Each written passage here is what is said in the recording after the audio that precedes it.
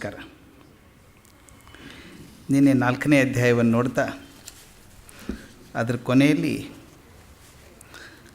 ಇಡೀ ಅಧ್ಯಾಯದ ಜೀವಾಳವನ್ನು ತಿಳಿಸುವಂಥ ಒಂದು ಪದ್ಯವನ್ನು ನೋಡಿದ್ವಿ. ಜಗದಿ ಜಗತ್ವವನು ಮಾಯಾ ವಿಚಿತ್ರವನು ಒಗೆದಾಚೆ ಬೆಸುಡೆಲ್ಲ ಕರ್ಣವೇದ್ಯವನು ಮಿಗುವಿದೇಂ ರೂಪಾಖ್ಯ ಒಂದು ಇಲ್ಲದ ವಸ್ತು ಹೊಗಿಸಾ ಕೆಡೆಗೆ ಮತಿಯ ಮಂಕುತಿಮ್ಮ. ಆ ಪದ್ಯವನ್ನು ನೋಡಿದ್ವಿ. ಈಗ 5ನೇ ಅಧ್ಯಾಯಕ್ಕೆ ಬರೋದಾದರೆ ಕರ್ಮ ಸನ್ಯಾಸ ಯೋಗ ಅಂತ. ಇದು ಮೊದಲಿಗೆ ಮತ್ತು ಅರ್ಜುನನ ದ್ವಂದ್ವ ಬಿಟ್ಟಿಲ್ಲ. ಅರ್ಜುನ ಕೇಳೋಕ್ಕೆ ಶುರು ಮಾಡ್ತಾನೆ, ನೀನು ನನಗೆ ಜ್ಞಾನ ಅಂತ ಹೇಳಿದೆ, ಕರ್ಮ ಅಂತ ಹೇಳಿದೆ, ಎರಡರಲ್ಲಿ ಯಾವುದು ದೊಡ್ಡದು? ಅವನಿಗೇನು ಅಂದರೆ ಇದು ತಿರ್ಗಾ ಮುರ್ಗ ಸಣ್ಣದು ಗಿಡದು ಒಮ್ಮೆ ಫೈನಲ್ ಹೇಳಿಬಿಡು ಅಂತ. ಏನು ತೀರ್ಮಾನ ಮಾಡಬೇಕು? ಈ ತೈತ್ರಿ ಉಪನಿಷತ್ತಲ್ಲಿ ಬರುವಂಥ ಮಾತು, ವರುಣ ಭೃಗು ಅಪ್ಪ ಮಗ ಇದ್ದಾರೆ. ಎಷ್ಟೋ ಜನ ಕಲಿಯೋಕ್ಕೆ ಬಂದಿದ್ದಾರೆ, ಅಪ್ಪನ ಕಡೆಗೆ ಋಷಿಗಳ ಕಡೆ ಕಲಿಯೋಕ್ಕೆ ಬಂದಿದ್ದಾರೆ. ಮಗ ಸರಿಯಾಗಿ ಕಲಿತಾ ಇಲ್ಲ. ಮಗನ ಹೇಳಿದಾಗ ಅಂದಂತೆ ಅವು ತಿರ್ಗಾಮ ಸಣ್ಣ ಪುಟ್ಟ ಕೇಳೋದು ಅರ್ಥ ಇಲ್ಲ. ಅವನೇನು ಅಪ್ಪ ಹೇಳಿದಂತೆ, ನಾವು ಸಣ್ಣದೇನು ಕಲಿಸ್ಬೇಡ, ಒಮ್ಮೆ ಬ್ರಹ್ಮಜ್ಞಾನ ಕೊಟ್ಬಿಡು. ಇದು ಸುಮ್ಮನೆ ಕಾಡ್ಕೊಂಡು ಬಂದಿದ್ದಾರೆ ಇವರೆಲ್ಲರೂ. 15 ವರ್ಷ 20 ವರ್ಷ ಕೆಲಸ ಮಾಡ್ತಾರೆ. ನೋಡಿದ್ದೀನಿ ಎಷ್ಟೊಂದು ಜನ ಬರ್ತಾಯಿದ್ದಾರೆ ನನ್ನ ಕಡೆಗೆ. ಎಷ್ಟು ವರ್ಷ ಕಲಿಯೋದಕ್ಕೆ ನಿನ್ನ ಕಡೆಗೆ, ಅದಕ್ಕೆ ಅದೆಲ್ಲ ಬೇಡ, ಒಂದೇ ಸಲ ಬ್ರಹ್ಮಜ್ಞಾನ ಕೊಟ್ಬಿಡು ಅಂತ. ಹಾಗೆ ಅರ್ಜುನನ ಚಿಂತೆ ಅದು. ನೀನು ನನಗೆ ಕರ್ಮದ ಬಗ್ಗೆ ಹೇಳಿದೆ, ಜ್ಞಾನದ ಬಗ್ಗೆ ಹೇಳಿದೆ, ಅಂದರೆ ಕರ್ಮಯೋಗ ಶ್ರೇಷ್ಠ ಅಂತ ಹೇಳಿದೆ, ಕರ್ಮ ಸನ್ಯಾಸ ಇನ್ನೂ ಒಳ್ಳೆಯದು ಅಂತ ಹೇಳಿದೆ. ಕರ್ಮ ಒಳ್ಳೆಯದಾದರೆ ಕರ್ಮ ಸನ್ಯಾಸ ಹೆಂಗೆ ಒಳ್ಳೆಯದಾಗ್ತದೆ? ಯಾವುದು ಒಳ್ಳೆಯದನ್ನು ಒಂದು ತೀರ್ಮಾನ ಮಾಡಿ ಹೇಳು. ಕರ್ಮಯೋಗ ಶ್ರೇಷ್ಠವೇ ಅಥವಾ ಕರ್ಮ ಸನ್ಯಾಸ ಶ್ರೇಷ್ಠವೇ ಅಂತ ಹೇಳುವಂಥ ಭಗವಂತ ಹೇಳುವಂಥ ಮಾತು ಚೆನ್ನಾಗಿದೆ. ಸನ್ಯಾಸದ ಪರಮ ಗುರಿ ತತ್ವದರ್ಶನ. ತತ್ವದರ್ಶನ ಸನ್ಯಾಸದ ಗುರಿ, ಪರಮ ಗುರಿ ಅದು. ಆದರೆ ಅದಕ್ಕೆ ಪೂರ್ವ ಸಿದ್ಧತೆ ಆಗೋದು ಕರ್ಮಯೋಗದಿಂದ. ಸನ್ಯಾಸಕ್ಕೆ ಬೇಕಾಗೋದು ತತ್ವದರ್ಶನ ಆಗಬೇಕಾದ್ರೆ, ತತ್ವದರ್ಶನ ಆಗಬೇಕಾದ್ರೆ ಮೊದಲು ಪೂರ್ವ ಸಿದ್ಧತೆ ಮಾಡ್ಕೋಬೇಕು. ಅದು ನಿಮಗೆ ಕರ್ಮದಿಂದ ಬರುವಂಥದ್ದು. ಕರ್ಮ ಇಲ್ಲದೇ ಬರೋದಿಲ್ಲ. ಕರ್ಮಯೋಗ ಇಲ್ಲದೆ ಸನ್ಯಾಸನೂ ಸಿಗೋಕ್ಕೆ ಸಾಧ್ಯ ಇಲ್ಲ. ಎಷ್ಟು ಚಂದದ ಮಾತದು ಅಂದರೆ, ಸನ್ಯಾಸ ಅಂದರೆ ಏನು ಮಾಡಬೇಕಾಗಿಲ್ಲ ಅಂತಲ್ಲ, ಕರ್ಮ ಮಾಡಬೇಕು. ಕರ್ಮ ಮಾಡಿ ಪಕ್ವ ಆದಮೇಲೆ ಸನ್ಯಾಸ ಆಗೋಕ್ಕೆ ಸಾಧ್ಯ ಇದೆ. ಆದ್ದರಿಂದ ಕರ್ಮ ಪೂರ್ವಭಾವಿ ಆದದ್ದು, ಅದನ್ನು ಬಿಡೋಕ್ಕಾಗೋದಿಲ್ಲ. ಅದಕ್ಕೆ ಹೇಳ್ತಾನೆ, ಭಾಳ ಚೆನ್ನಾಗಿ ಹೇಳ್ತಾನೆ, ಕರ್ಮಯೋಗವನ್ನು ಸಾಧಿಸಿದವನು ಮಾತ್ರ ಬೇಗ ಸನ್ಯಾಸತ್ವವನ್ನು ಪಡಿಬಲ್ಲ. ಯಾರು ಚೆನ್ನಾಗಿ ಕರ್ಮಯೋಗಿಗಳಾಗಿದ್ದಾರೋ ಅವರು ಮಾತ್ರ ಒಳ್ಳೆಯ ಸನ್ಯಾಸಿಗಳಾಗೋಕ್ಕೆ ಸಾಧ್ಯ ಇದೆ ಅಂತ ಹೇಳ್ತಾನೆ. ಹಾಗಾದರೆ ಸನ್ಯಾಸಿಗಳು ಹೇಗಿರ್ತಾರೆ ಅಂತ ಪ್ರಶ್ನೆ ಅರ್ಜುನ ಕೇಳ್ತಾನೆ. ಸನ್ಯಾಸಿಗಳು ಹೇಗಿರ್ತಾರೆ ಹಾಗಾದರೆ? ಅವ್ರ ಲಕ್ಷಣ ಏನು? ಅದಕ್ಕೊಂದು DVG ಭಾಳ ಚೆಂದ ಬರೆದಿದ್ದಾರೆ ಅದ್ರ ಬಗ್ಗೆ. ದುಡುಕಿ ಸನ್ಯಾಸ ತಗೊಂಡ್ರೆ, ಸನ್ಯಾಸ ತಗೊಳ್ಳೋದು ಬೇಕಾದ ಕಾರಣಕ್ಕೆ ತಗೋತಾರೆ. ದುಡುಕಿ ಸನ್ಯಾಸ ತಗೊಂಡ್ರೆ ನಿಮ್ಮ ಕರ್ಮಾಧಿಕಾರ ಹೋಗ್ತದೆ, ಜ್ಞಾನಾಧಿಕಾರ ಬರ್ತದೆ ಅಂತ ಏನು ಗ್ಯಾರಂಟಿ ಇಲ್ಲ ಅಂತ. ಸಾಮಾನ್ಯವಾಗಿ ಜ್ಞಾನ ಬರಬೇಕು ಅಂತ ಸನ್ಯಾಸಕ್ಕೆ ಹೋಗಬೇಕಾದ್ರೆ, ಕರ್ಮಾಧಿಕಾರ ಹೋಗ್ತದೆ, ಜ್ಞಾನ ಬರ್ತದೆ ಅಂತ ಖಾತ್ರಿ ಇಲ್ಲ. ಈ ಸಾಕಷ್ಟು ಕಡೆ ಹಾಗೆ ಮಾತಾಡೋದು ನೋಡಿದಾಗ ಅನಿಸ್ಬಿಡುತ್ತೆ, ಅದು ಕರ್ಮಾಧಿಕಾರನೂ ಹೋಯಿತು, ಜ್ಞಾನಾಧಿಕಾರನೂ ಬರಲಿಲ್ಲೇನೋ ಅಂತ ಅನಿಸ್ಬಿಡುತ್ತೆ. ಅದಕ್ಕೆ ಒಂದು ಶ್ಲೋಕ ಎಷ್ಟು ಚೆನ್ನಾಗಿದೆ, ನನಗೆ ಇಷ್ಟವಾದಂಥದ್ದು 3ನೇ ಶ್ಲೋಕ ಅಧ್ಯಾಯದಲ್ಲಿರುವಂಥದ್ದು. ಜ್ಞೇಯ ಸ ನಿತ್ಯ ಸನ್ಯಾಸಿ ಯೋ ನ ದ್ವೇಷ್ಟಿನ ಕಾಂಕ್ಷತಿ ನಿರ್ದ್ವಂದ್ವೋ ಹಿ ಮಹಾಭಾವೋ ಸುಖಂ ಬಂಧಾತ್ ಪ್ರಮುಚ್ಯತೆ ಅಂತ. ನಿತ್ಯ ಸನ್ಯಾಸಿ ಆದವರು ಕೆಲವರಿದ್ದಾರೆ. ಯಾರು? ನ ದ್ವೇಷ್ಟಿ ನ ಕಾಂಕ್ಷತಿ.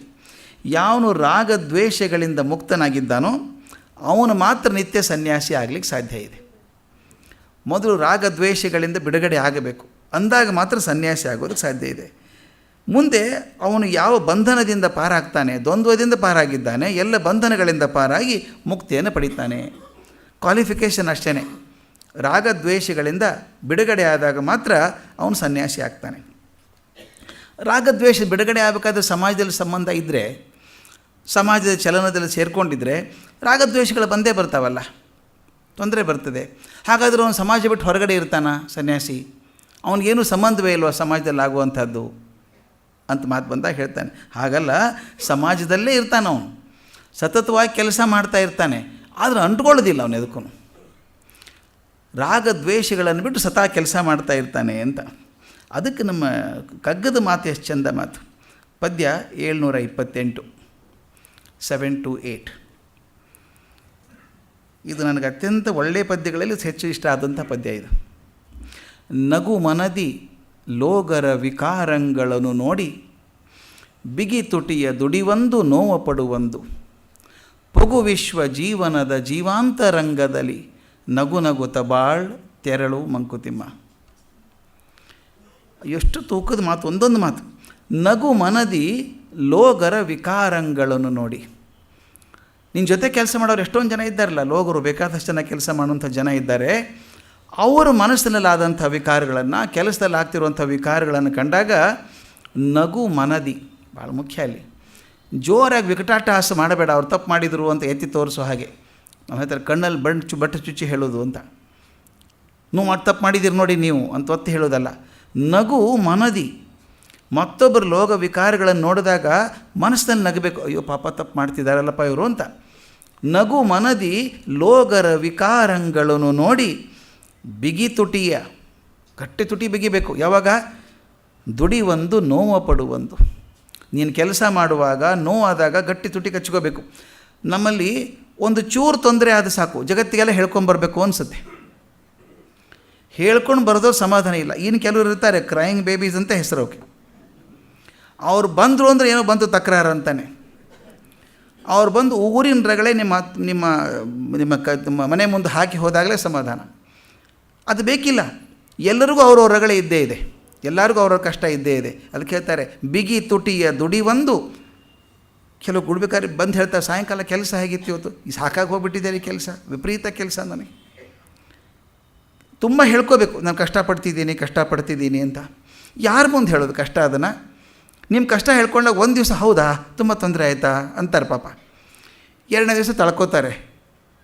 3ನೇ ಬಂದಪ್ಪ ಮತ್ತೆ ಇವನು ಅವನ ಹತ್ರ ಹೋಗೋದು ಬೇಡ ಶುರು ಮಾಡ್ತಾನೆ ಅವನು. ಯಾರೂ ಕೇಳಲ್ಲ, ಯಾರಿಗೂ ಪುರ್ಸತ್ತಿಲ್ಲ ಕೇಳೋದಕ್ಕೆ. ಅದಕ್ಕೆ ಹೇಳ್ತಾರೆ ಬಿಗಿ ತುಟಿಯ ದುಡಿವಂದು ನೋವ ಪಡುವಂದು. ಯಾವಾಗಲೂ ಸಂತೋಷ ವಿಷಯ 4 ಜನಕ್ಕೆ ಹಂಚ್ಕೋಬೇಕಾದ್ರೆ ಸಂತೋಷ ಪಡ್ತಾರೆ ಜನ. ಆದರೆ ನೋವ ಪಡುವಾಗ, ದುಃಖ ಪಡುವಾಗ ಹೇಳ್ಕೊಳ್ಳೋಕೆ ಹೋಗಬೇಡ. ಬಿಗಿ ತುಟಿಯ ದುಡಿವಂದು ನೋವ ಪಡುವಂದು. ಮುಂದಿನ ಸಾಲ ಅದ್ಭುತ. ಅದು ಪೊಗು ವಿಶ್ವ ಜೀವನದ ಜೀವಾಂತರಂಗದಲ್ಲಿ. ಕೆಳಗಡೆ ಹೋದ ತಾನೇ ತೊಂದರೆ ಇರೋದು, ಕೆಲಸ ಮಾಡಿದ್ದಾಗೆ ನೋವಾಗೋದು. ಯಾಕೆ? ಕೆಲಸನೇ ಬೇಡ ಅಂಥೇಳಿ ನಿರಾಕರಣೆ ಮಾಡಿ ದೂರ ಕೂತ್ಕೋಬೇಡ. ಪೊಗು ವಿಶ್ವ ಜೀವನದ ಜೀವಾಂತರಂಗದಲ್ಲಿ. ಬರೀ ಹೊಲಗ ಮೇಲ್ಮೇಲೆ ತಿರುಗಾಡೋದಲ್ಲ ಅದು. ವಿಶ್ವ ಜೀವನ ಅಂತೇನಿದೆಯೋ ಅದರ ಅಂತರಂಗಕ್ಕೆ ಸೇರ್ಕೋ, ಅದರ ಅವಿಭಾಜ್ಯ ಅಂಗ ಆಗು. ಅದರದೇ ಒಂದು ಅಂಗ ಆದಂಗೆ ದುಡಿ. ನೀನು ದುಡಿತದಿಂದ ನೋವಾಗ್ತದೆ, ತೊಂದರೆ ಆಗ್ತದೆ ಅಂತ ದೂರ ನಿಂತ್ಕೋಬೇಡ. ನಿನ್ನ ಕೆಲಸ ಏನು? ವಿಶ್ವ ಜೀವನದ ಜೀವಾಂತರಂಗದಲ್ಲಿ. ಕಡೆ ಸಾಲು ನಗು ನಗುತ್ತ ಬಾಳ್ ತೆರಳು ಮಂಕುತಿಮ್ಮ. ನಗನಗುತ್ತಾ ಬಾಳಬೇಕು, ನಗನಗ್ತಾ ಬಾಳಬೇಕು, ಮತ್ತು ಹಾಗೆ ನಗನಗ್ತಾ ತೆರಳಬೇಕು. ಅದು ಕೇಳ್ಕೋಬೇಕು. ಅದು 4. ಈ ಸನ್ಯಾಸಿ ಆದವನು ಹೇಗಿರ್ತಾನೆ ಅಂದರೆ ನಗು ಮನದಿ ಲೋಗರ ವಿಕಾರಂಗಳನ್ನು ನೋಡಿ. ಬೇರೆದ ತೊಂದರೆನ ನೋಡಿ ಸಂತೋಷ ಪಡೋನಲ್ಲ, ಪಾಪ ತೊಂದರೆ ಆಯ್ತಲ್ಲ, ಸರಿ ಮಾಡ್ತಾ ಇಲ್ಲ ಅವರು ಅಂತ ಮನಸ್ಸಿನಲ್ಲಿ ಅವ್ರಿಗೆ ನೋವಾಗದ ಹಾಗೆ ನಗ್ತಾನೆ. ನಗು ಮನದಿ ಲೋಗರ ವಿಕಾರಂಗಳನ್ನು ನೋಡಿ ಬಿಗಿ ತುಟಿಯ ದುಡಿವಂದು ನೋವ ಪಡುವಂದು. ಅಲ್ಲೇ ನಿಂತ್ಕೊಳ್ಳೋಂಗಿಲ್ಲ. ಪೊಗು ವಿಶ್ವ ಜೀವನದ ಜೀವಾಂತರಂಗದಲ್ಲಿ ನಗು ನಗುತ್ತ ಬಾಳ್ ತೆರಳು ಮಂಕುತಿಮ್ಮ.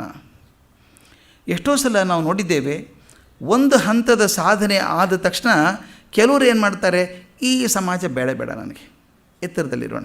ನಾನು ಹಿಂದ್ಕೊಂದು ಸಲ ಹೇಳಿದ್ದೆ, ಎಷ್ಟೋ ಜನ ಹಿಮಾಲಯಕ್ಕೆ ಹೋಗ್ಬೇಕು ಸರ್, ಶಾಂತಿ ಪಡ್ಕೊಂಬರ್ಬೇಕು, ಹಿಮಾಲಯಕ್ಕೆ ಹೋಗಿ ಶಾಂತಿ ಪಡ್ಕೋಬೇಕು, ಗವಿಗಳಲ್ಲಿ ಹೋಗಿ ಕೂತ್ಕೋಬೇಕು, ಗುಹೆಗಳಲ್ಲಿ ಅಂತಾರೆ. ನಾನು ಎಷ್ಟೋ ಜನ ತಮಾಷೆ ಮಾಡಿದ್ದು ಉಂಟು. ಅಲ್ಲಿ ಯಾಕೆ ಹೋಗ್ತೀರಿ ಹಿಮಾಲಯ ಶಾಂತಿಗೆ? ನೀವು ಹೋಗದೇನು ಹಿಮಾಲಯ ಶಾಂತವಾಗೇ ಇದೆ, ನೀವು ಹೋಗೇ ಡಿಸ್ಟರ್ಬ್ ಮಾಡೋದು ಅದನ್ನು. ಆ ಶಾಂತಿ ಹಿಮಾಲಯದ್ದು, ನಿಮಗದು ಮೆಜೆಸ್ಟಿಕ್ ಸರ್ಕಲಲ್ಲಿ ಬರಬೇಕು ಅಂದಾಗ ನನ್ನ ಶಾಂತಿ ಅದು ಅಲ್ವಾ. ಆ ಶಾಂತಿ ಕೆಲವರು ಏನು ಮಾಡ್ತಾರೆ, ಶಾಂತಿ ಮಾಡೋದಕ್ಕೆ ಜಗತ್ತಿನ ವ್ಯವಹಾರವೇ ಬೇಡ, ನಾನು ಬೇರೆ ಬಿಡ್ತೀನಿ ಅಂತ ಹೇಳಿ ವ್ಯವಹಾರವನ್ನು ನಿರಾಕರಣೆ ಮಾಡೋಕ್ಕೆ ಹೋಗ್ತಾರೆ. ಒಂದು ಚೂರು ಸಾಧನೆ ಆದ ತಕ್ಷಣ ನನಗೆ ವ್ಯವಹಾರ ಬೇಡ, ಲೋಕ ವ್ಯವಹಾರ ಬೇಡ ಅಂತ. ಅದಕ್ಕೆ ನನಗೆ ಒಂದು ಇಂಡೋನೇಷ್ಯಾದ ಒಂದು ಸಣ್ಣ ಕಥೆ ನೆನಪಾಗುತ್ತೆ, ಭಾಳ ಅದ್ಭುತವಾದ ಕಥೆ ಅದು. ಒಬ್ಬ ರೈತ ಇದ್ದ, ಚೆನ್ನಾಗಿ ಜೀವನ ಮಾಡ್ಕೊಂಡಿದ್ದ, ಹೆಂಡತಿ ಮಕ್ಕಳು ಎಲ್ಲ ಚೆನ್ನಾಗಿದ್ದರು. ಅವನಿಗೊಂದು ಸಲ ಏನೋ ತಲೆಗೆ ಐಡಿಯಾ ಬಂತು. ಏನು ಬಂತು ವಿಚಾರ ಅಂದರೆ, ಈ ಪ್ರಾಣಿ ಪಕ್ಷಿಗಳು ಮಾತಾಡ್ತಾವಲ್ಲ, ಹೊಲಕ್ಕೆ ಹೋಗ್ತಾನೆ ಬೆಳಗ್ಗೆ, ಅಲ್ಲಿ ಗುಬ್ಬಿ ಚಿವು ಅನ್ನತ್ತೆ, ಯಾವುದೋ ಒಂದು ಹಕ್ಕಿ ಕೂಗುತ್ತೆ, ನಾಯಿ ಬೊಗಳುತ್ತೆ, ಅದಕ್ಕೆ ಪ್ರತಿಫಲವಾಗಿ ಇನ್ನೊಂದು ನಾಯಿ ಬೊಗಳುತ್ತೆ, ಎತ್ತು ಜೋರಾಗಿ ಅಂಬ ಅಂತ ಒದರುತ್ತೆ. ಏನೋ ಮಾತಾಡ್ತಿರ್ಬೇಕಲ್ಲ ಅವು, ಅದು ಅರ್ಥ ಆಗಿದ್ರೆ ಎಷ್ಟು ಚೆನ್ನಾಗಿತ್ತು ನನಗೆ ಅಂತ ಅನ್ನಿಸ್ತು. ಅದು ಕೇಳ್ಕೊಂಡು ಅವ್ನು ಹುಚ್ಚೆ ಹಿಡ್ದಂಗೆ ಆಯಿತು. ನನಗೆ ಪಶು ಪಕ್ಷಿಗಳ ಮಾತುಗಳನ್ನು ತಿಳ್ಕೋದಕ್ಕೆ ಪ್ರಯತ್ನ ಮಾಡಬೇಕು ಅಂತ ಯಾರ್ಯಾರನ್ನೋ ಕೇಳ್ದ. ಯಾರೋ ಒಬ್ಬರು ಹೇಳಿದರು, ಸೊಲ್ಯೂಷನ್ ಕೊಡ್ಲಿಕ್ಕೆ ಬೇರೆ ಜನ ಇರ್ತಾರೆ, ಅಡ್ವೈಸರ್ಸ್ ಆರ್ ಪ್ಲೆಂಟಿ. ಅವರು ಹಿಮಾಲಯದಲ್ಲಿ ಒಬ್ಬರಿದ್ದಾರೆ ಗುರುಗಳು, ಅವರು ಪಶು ಪಕ್ಷಿಗಳ ಮಾತುಗಳನ್ನು ಕಲ್ತಿದ್ದಾರೆ, ನೀನು ಕಲಿಸ್ತಾರೆ ಹೋಗು ಅಂತ. ಇವನು ಹೋಗೇ ಬಿಟ್ಟ, ಮನೆ ಬಿಟ್ಟು ಹೋಗ್ಬಿಟ್ಟ. 10 ವರ್ಷ ಬರಲಿಲ್ಲ. ಮನೆ ಮಂದಿ ಬದುಕಿದ್ದಾನೋ ಇಲ್ಲೋ ಕೂಡ ಗೊತ್ತಿಲ್ಲ ಇವನಿಗೆ.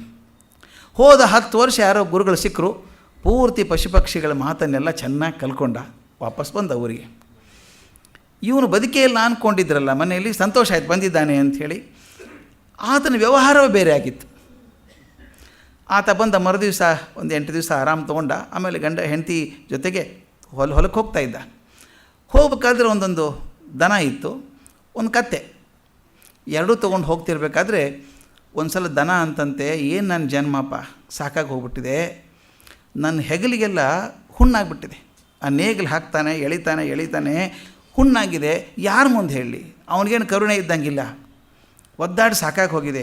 ಏನಾದರೂ ಹಾದಿದ್ರೆ ತೋರ್ಸಪ್ಪ ಗೆಳೆಯ, ನೀನು ಪುಣ್ಯವಂತ, ನೀನು ನನ್ನಂಗೆ ಇದೆಯಾ, ನೋಡೋದಕ್ಕೆ ಸ್ವಲ್ಪ ಕುಳ್ಳಿಗಿದ್ದೀಯಾ, ನೀನು ಕೊರಳಿಗೆ ಹಾಕಲ್ಲ ನೇಗಿಲು, ಅವನು ನನ್ನ ಕೊರಳಿಗೆ ಹಾಕ್ತಾನೆ, ಒಂದು ಏನಾದರೂ ಸೊಲ್ಯೂಷನ್ ಕೊಡಪ್ಪ, ಸಹಾಯ ಮಾಡುವುದಂತೆ. ಆ ಕತ್ತೆ ಹೇಳ್ತಂತೆ, ನೀನು ದಡ್ಡ ಇದ್ದಿ, ಭಾಳ ಪ್ರಾಮಾಣಿಕರಾದರೆ ಹೀಗೆ ಆಗೋದು. ನಾನು ಹೆಂಗೆ ಪಾರಾಗಿದ್ದೀನಿ ನೋಡು, ಅವನು ಕೊರಳಿ ನೇಗಿಲು ಹಾಕಿದ ತಕ್ಷಣ ಹಿಂಗೆ ಹೋಗ್ತೀನಿ ನಾನು. ಅವನಂತಾನೆ ಸರಿಯಾಗಿ ಬರೋಲ್ಲ ಇದಕ್ಕೆ ಅಂತ ನಿನಗೆ ಹಾಕ್ತಾನೆ, ನೀನು ಸೀದಾ ಹೋಗ್ತೀಯ. ಒಂದು ಕೆಲಸ ಮಾಡು, ಇವತ್ತು ಮನೆಗೆ ಹೋಗು, ನೀನು ಕಾಳಜಿ ಮಾಡ್ತಾ ಇಲ್ಲಲ್ಲ, ಅವನು ಮನೆಗೆ ಹೋಗಿಬಿಟ್ಟು ಟಕ್ ಅಂತ ಕಾಲು ಚಾಚಿ ಬಿದ್ಕೊಂಬಿಡು, ಒದ್ದಾಡೋಕ್ಕೆ ಶುರು ಮಾಡಿಬಿಡು. ಅವನು ಹಸುಗೇನು ಆಯಿತು, ಎತ್ತಿಗೆ ನೀನು ಬಿಟ್ಟರೆ ಗತಿ ಇಲ್ಲ ಅವನಿಗೆ.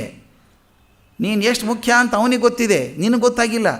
ಇವತ್ತು ಕಾಲು ಚಾಚಿ ಬಿದ್ಕೊಂಬಿಡು, ಅವನು ಓಡಿ ಬರ್ತಾನೆ, ಹಸಿರು ಹುಲ್ಲು ತೊಗೊಂಬರ್ತಾನೆ, ವೈದ್ಯರು ಕರ್ಕೊಂಬರ್ತಾನೆ, ಹುಣ್ಣಿಗೆ ಔಷಧಿ ಹಚ್ತಾನೆ, 5-6 ದಿವಸ ಆರಾಮಾಗಿರು. ನಿನಗೆ ಯಾವಾಗ ಆರಾಮ ಇರಬೇಕು ಅನಿಸುತ್ತೋ ಹಿಂಗೆ ಕಾಲು ಚಾಚಿ ಬಿದ್ದುಬಿಡು ಅಂತ ಹೇಳ್ದ. ಸರಿ ಹಾಗೆ ಮಾಡ್ತೀನಿ ಅಂತ ಎತ್ತೀವಿ. ಆದರೆ ಇವನಿಗೆ ಭಾಷೆ ಬರುತ್ತೆ ಅಂತ ಗೊತ್ತಿಲ್ಲಲ್ಲ, ಇವನು ಕೇಳಿಸ್ಕೊಂಬಿಟ್ಟ ಅದನ್ನು. ಓಹೋ ಹಿಂಗಿದೆಯಾ ಪ್ಲ್ಯಾನು ಅಂದ. ಮನೆಗೆ ಬಂದ ತಕ್ಷಣ ಅದು ಹಸು ದನ ಪ್ಲ್ಯಾನ್ ಮಾಡಿತ್ತಲ್ಲ, ಆ ಕಾಲು ಚಾಚಿ ಬಿದ್ಕೊಂಡು ಒದ್ದಾಡೋಕ್ಕೆ ಶುರು ಮಾಡ್ತು. ಹೆಂಡತಿ ಗಾಬರಿ, ಅದು ವೈದ್ಯರು ಕರ್ಕೊಂಬನ್ನಿ, ಔಷಧಿ ಹಾಕಿ ಏನೂ ಆಗಿದೆ, ಅದೊಂದೇ ಎತ್ತು ನಮಗೆ, ಅದಿಲ್ಲದೆ ಹೋದ್ರೆ ಒಕ್ಕಲ್ತನ ಮಾಡೋದು ಹೇಗೆ ಅಂತ ಹೇಳಿ ಹೋಗಾಡ್ತಾ ಇದ್ಲು. ನೀ ಏನು ಚಿಂತೆ ಮಾಡಬೇಡ ಅಂದ. ಆ ದನದ ಹತ್ರ ಹೋದ, ಅದು ಕೇಳಿಸೋ ಹಾಗೆ ಅದರ ಭಾಷೆಯಲ್ಲಿ ಮಾತಾಡಿದ. ಇದು ಬಿದ್ಕೊಂಡು ಒದ್ದಾಡ್ತಾ ಇದೆ, ಇನ್ನು ಅರ್ಧ ಗಂಟೆಗೆ ಸರಿ ಆಗದೆ ಹೋದರೆ ಕಸಾಯಿಖಾನೆ ಕಳಿಸ್ಬಿಡ್ತೀನಿ ಇದನ್ನು. ಏನಂತ ತಿಳ್ಕೊಂಡಿದೆ ಇದು, ಇಂಥ ಒದ್ದಾಡೋ ಎತ್ತಿಟ್ಕೊಂಡು ಏನು ಮಾಡಲಿ ನಾನು, ಅರ್ಧ ಗಂಟೆ ಗೆದ್ದು ಸರಿಯಾಗಿ ನಡೀದೆ ಹೋದರೆ ಕಸಾಯಿಖಾನೆ ಕಳಿಸ್ಬಿಡ್ತೀನಿ ಇದನ್ನು ಅಂತ. ಅದು ಗಾಬರಿ ಆಗಿಬಿಡುತ್ತೆ ಎತ್ತು. ಅಯ್ಯೋ ಕರ್ಮ, ಕಸಾಯಿಖಾನೆ ಹೋಗೋದಕ್ಕಿಂತ ಇಲ್ಲಿ ಕೆಲಸ ಮಾಡೋದು ವಾಸಿ, ಪ್ರಾಣ ಆದರೂ ಉಳಿತದೆ ಅಂತ ಎದ್ದು ಕೂತ್ಕೊಂಡ್ಬಿಡ್ತು. ಅವನು ನಕ್ಕ, ಹ್ಯಾಂಗೆ ಸಿಕ್ತು ನೋಡಿ ಸರಿಯಾಗಿ ಅಂತಂದ. ಇದು ಏನು ಅಭ್ಯಾಸ ಆಯಿತು ಅಂದ್ರೆ ಅವನಿಗೆ ಮನುಷ್ಯರ ಮಾತೇ ಕಿವಿ ಬೀಳಲ್ಲ ಅವನಿಗೀಗ.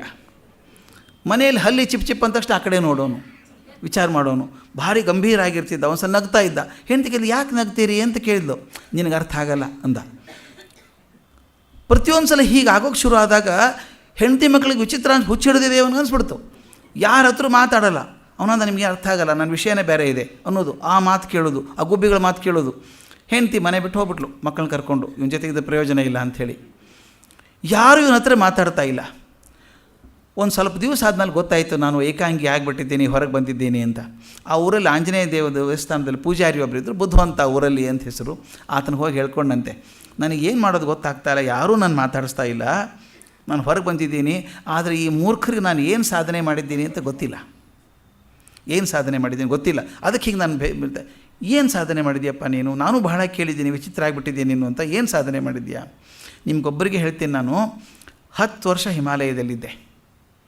ಗುರುಗಳ ಕಡೆಯಿಂದ ಪಶು ಪಕ್ಷಿಗಳ ಮಾತನ್ನು ಕೇಳ್ಕೊಂಡು ಕಲ್ಕೊಂಡು ಬಂದಿದ್ದೀನಿ. ಈಗ ಯಾವುದೇ ಪಶು ಪಕ್ಷಿ ಮಾತಾಡೋದು ಅರ್ಥ ಆಗತ್ತೆ ನನಗೆ, ಅದನ್ನು ಕೇಳಬೇಕು ಅಂತ ಆಸೆ ಆಗಿದೆ. ಇವ್ರು ನೋಡಿ ಅರ್ಥ ಆಗಲ್ಲ ಅಂತ. ಆತ ಹೇಳಿದಂತೆ, ಮಹಾರಾಯ ಪಶು ಪಕ್ಷಿ ಮಾತು ಕೇಳೋಕೆ 10 ವರ್ಷ ಕಳೆದಿದೆಯಾ, ಹೆಂಡತಿ ಮಾತು ಕೇಳೋದಕ್ಕೊಂದು 5 ನಿಮಿಷ ಇಲ್ವಾ ನಿನಗೆ?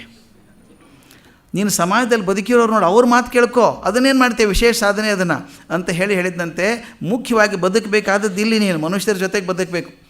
ನೀನು ಮಾನವೀಯ ಸಂಬಂಧಗಳು ಗಟ್ಟಿ ಆದಾಗ ಆಮೇಲೆ ಪಶು ಪಕ್ಷಿ ವಿಚಾರ ಮಾಡ್ಕೋ. ಮೊದಲು ಮನುಷ್ಯ ಸಂಬಂಧಗಳೇ ಆಸಕ್ತ ಆಗದೆ ನಿಂದೆಲ್ಲನೂ ಬಿಟ್ಟು ಹೋಗ್ತಿದ್ದಾರೆ, ಅದು ಬಿಟ್ಟು ಹೋಗಬೇಡ, ಅದು ದೊಡ್ಡ ಸಾಧನೆ ಅಲ್ಲ. ನೀನು ಪಶುವಾಗಿದ್ದರೆ ಮಾತು ಬೇರೆ ಇತ್ತು, ಚೆನ್ನಾಗಿ ಕಲ್ತ್ಕೊಂಡಿದ್ಯಾ. ಮನುಷ್ಯನಾಗಿ ಮನುಷ್ಯರ ಭಾಷೆ ಕಲಿದೇನೆ, ಅಲ್ಲಿ ಹೋಗಿದೆಯಾ, ಅದಕ್ಕೆ ಮನುಷ್ಯ ಸಂಬಂಧಗಳು ಅಶಕ್ತವಾಗ್ತಾ ಇದೆ ಅಂತ. ಆತ ಹೇಳಿದಂತೆ, ಹೌದು, ತಪ್ಪು ಮಾಡಿದ್ದು ಅದು ಉಂಟು.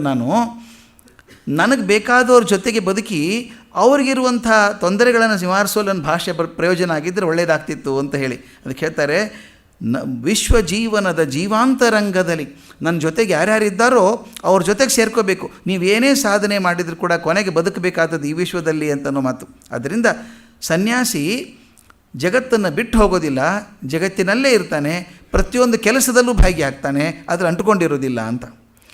ಇನ್ನೊಂದು ಅರ್ಜುನ ಮತ್ತೆ ಕೇಳ್ತಾನೆ, ಸನ್ಯಾಸಿ ಕೆಲಸದ ಬಗ್ಗೆ ಇನ್ನೊಂದು ಸ್ವಲ್ಪ ವಿಶೇಷವಾಗಿ ಹೇಳ್ತೀಯಾ ನನಗೆ ಅಂದಾಗ ಬರುವಂಥ ಶ್ಲೋಕ ತುಂಬ ಚೆನ್ನಾಗಿದೆ. ಯೋಗಯುಕ್ತೋ ವಿಶುದ್ಧಾತ್ಮ ವಿಜಿತಾತ್ಮ ಜಿತೇಂದ್ರಿಯ ಸರ್ವಭೂತಾತ್ಮ ಕುರ್ವನ್ನಪಿ ನ ಲಿಪ್ಯತೆ ಅಂತ. ಈ ಮಾತು ತುಂಬ ಚೆಂದ. ಸರ್ವಭೂತಾತ್ಮ ಅಂತ. ಯಾರು ಕರ್ಮ ಮಾರ್ಗದಲ್ಲಿ ನಿಷ್ಠರಾಗಿದ್ದಾನೋ, ಮನಸ್ಸನ್ನು ಮತ್ತು ಇಂದ್ರಿಯಗಳನ್ನು ಹತೋಟಿಯಲ್ಲಿ ಇಟ್ಕೊಂಡಿದ್ದಾನೋ, ಸಕಲ ಜೀವಿಗಳ ಆತ್ಮವೇ ನನ್ನ ಆತ್ಮ ಅಂತ ಭಾವಿಸಿದ್ದಾನೋ, ಅಂಥವನು ಕರ್ಮ ಮಾಡ್ತಿದ್ದರೂ ಕೂಡ ಅವನ ಕರ್ಮ ಅಂಟ್ಕೊಳ್ಳೋದಿಲ್ಲ, ಕರ್ಮದ ಫಲ ಅಂಟ್ಕೊಳ್ಳೋದಿಲ್ಲ. ಸನ್ಯಾಸಿ ಹೀಗೆ ಕೆಲಸ ಮಾಡ್ತಾನೆ. ಅಲ್ಲಿ ಕ್ವಾಲಿಫಿಕೇಷನ್ ಹಾಕಿದರು. ಕರ್ಮನಿಷ್ಠನಾಗಿರಬೇಕು, ಕರ್ಮಕ್ಕೆ ಪ್ರಾಮಾಣಿಕನಾಗಿರಬೇಕು, ಮನಸ್ಸನ್ನು ಇಂದ್ರಿಯಗಳನ್ನು ಹತೋಟಿಯಲ್ಲಿ ಇಟ್ಕೊಂಡಿರಬೇಕು. ಸನ್ಯಾಸಿಗಳ ಕ್ವಾಲಿಫಿಕೇಷನ್ ಇಟ್ಕೊಂಡಿರಬೇಕು. ಇದರ ಜೊತೆಗೆ ಸಕಲ ಜೀವಿಗಳ ಆತ್ಮ ಕೂಡ ನನ್ನ ಆತ್ಮವೇ ಅಂತ ಅಂದ್ಕೊಂಡು ಭಾವನೆ ಮಾಡಿ ಕೆಲಸ ಮಾಡ್ತಿದ್ರೆ ಅವನಿಗೆ ಯಾವ ಚಿಂತೆಯೂ ಇಲ್ಲ, ಕರ್ಮದ ಯಾವ ಪಾಪವೂ ಅಂಟ್ಕೊಳ್ಳೋದಿಲ್ಲ ಅವನಿಗೆ ಅಂತ ಹೇಳ್ತಾನೆ. ಈ ಸರ್ವಭೂತಾತ್ಮ ಇದೆಯಲ್ಲ, ಎಲ್ಲರ ಆತ್ಮದಲ್ಲಿರುವಂಥ ಆತ್ಮ ನನ್ನ ಆತ್ಮ ಅಂತ ತಿಳ್ಕೊಳ್ಳೋದಿದೆಯಲ್ಲ, ಇದು ಬಹುಶಃ ಎತ್ತರದ ಮನಸ್ಥಿತಿ. ಅದು ಸನ್ಯಾಸ ಅದು ಪಡ್ಕೋಬೇಕು ಅಂತ ಹೇಳ್ತಾನೆ. ಸನ್ಯಾಸಿ ಆದವರು ಸರ್ವಭೂತಾತ್ಮ ಭಾವನೆ ಬರದೇ ಹೋದರೆ ಆ ಮಟ್ಟಕ್ಕೆ ಹೋಗೋದಿಲ್ಲ. ತುಂಬ ಎತ್ತರದ ಸ್ಥಿತಿ ಇದು. ಅದು ಮುಕ್ತನ ಸ್ಥಿತಿ ಅಂತ ಕರೀತಾರೆ. ಯಾವ ಮನುಷ್ಯ ಮುಕ್ತನಾಗಿದ್ದಾನೋ ಅವನ ಸ್ಥಿತಿ ಅದು. ಪ್ರತಿಯೊಂದರಿರುವಂಥ ಆತ್ಮ ನನ್ನ ಆತ್ಮವೇ ಅಂತ ಅಂದ್ಕೊಳ್ಳುವಂಥದ್ದು. ಇದನ್ನು DVG ಎಷ್ಟು ಚೆಂದ ಬರೆದಿದ್ದಾರೆ. ಪದ್ಯ 803 803 ತುಂಬ ಚೆಂದ ಪದ್ಯ. ಎಲ್ಲರೊಳು ತಾನು ತನ್ನೊಳಗೆ ಎಲ್ಲರಿರುವವೋಲ್ ಎಲ್ಲೆಲ್ಲಿಯೂ ನೋಡಿ ನಡೆದು ನಗುತಳುತ ಬೆಲ್ಲ ಲೋಕಕ್ಕಾಗಿ ತನಗೆ ತಾನು ಕಲ್ಲಾಗಬಲ್ಲವನೇ ಮುಕ್ತನಲ ಮಂಕುತಿಮ್ಮ.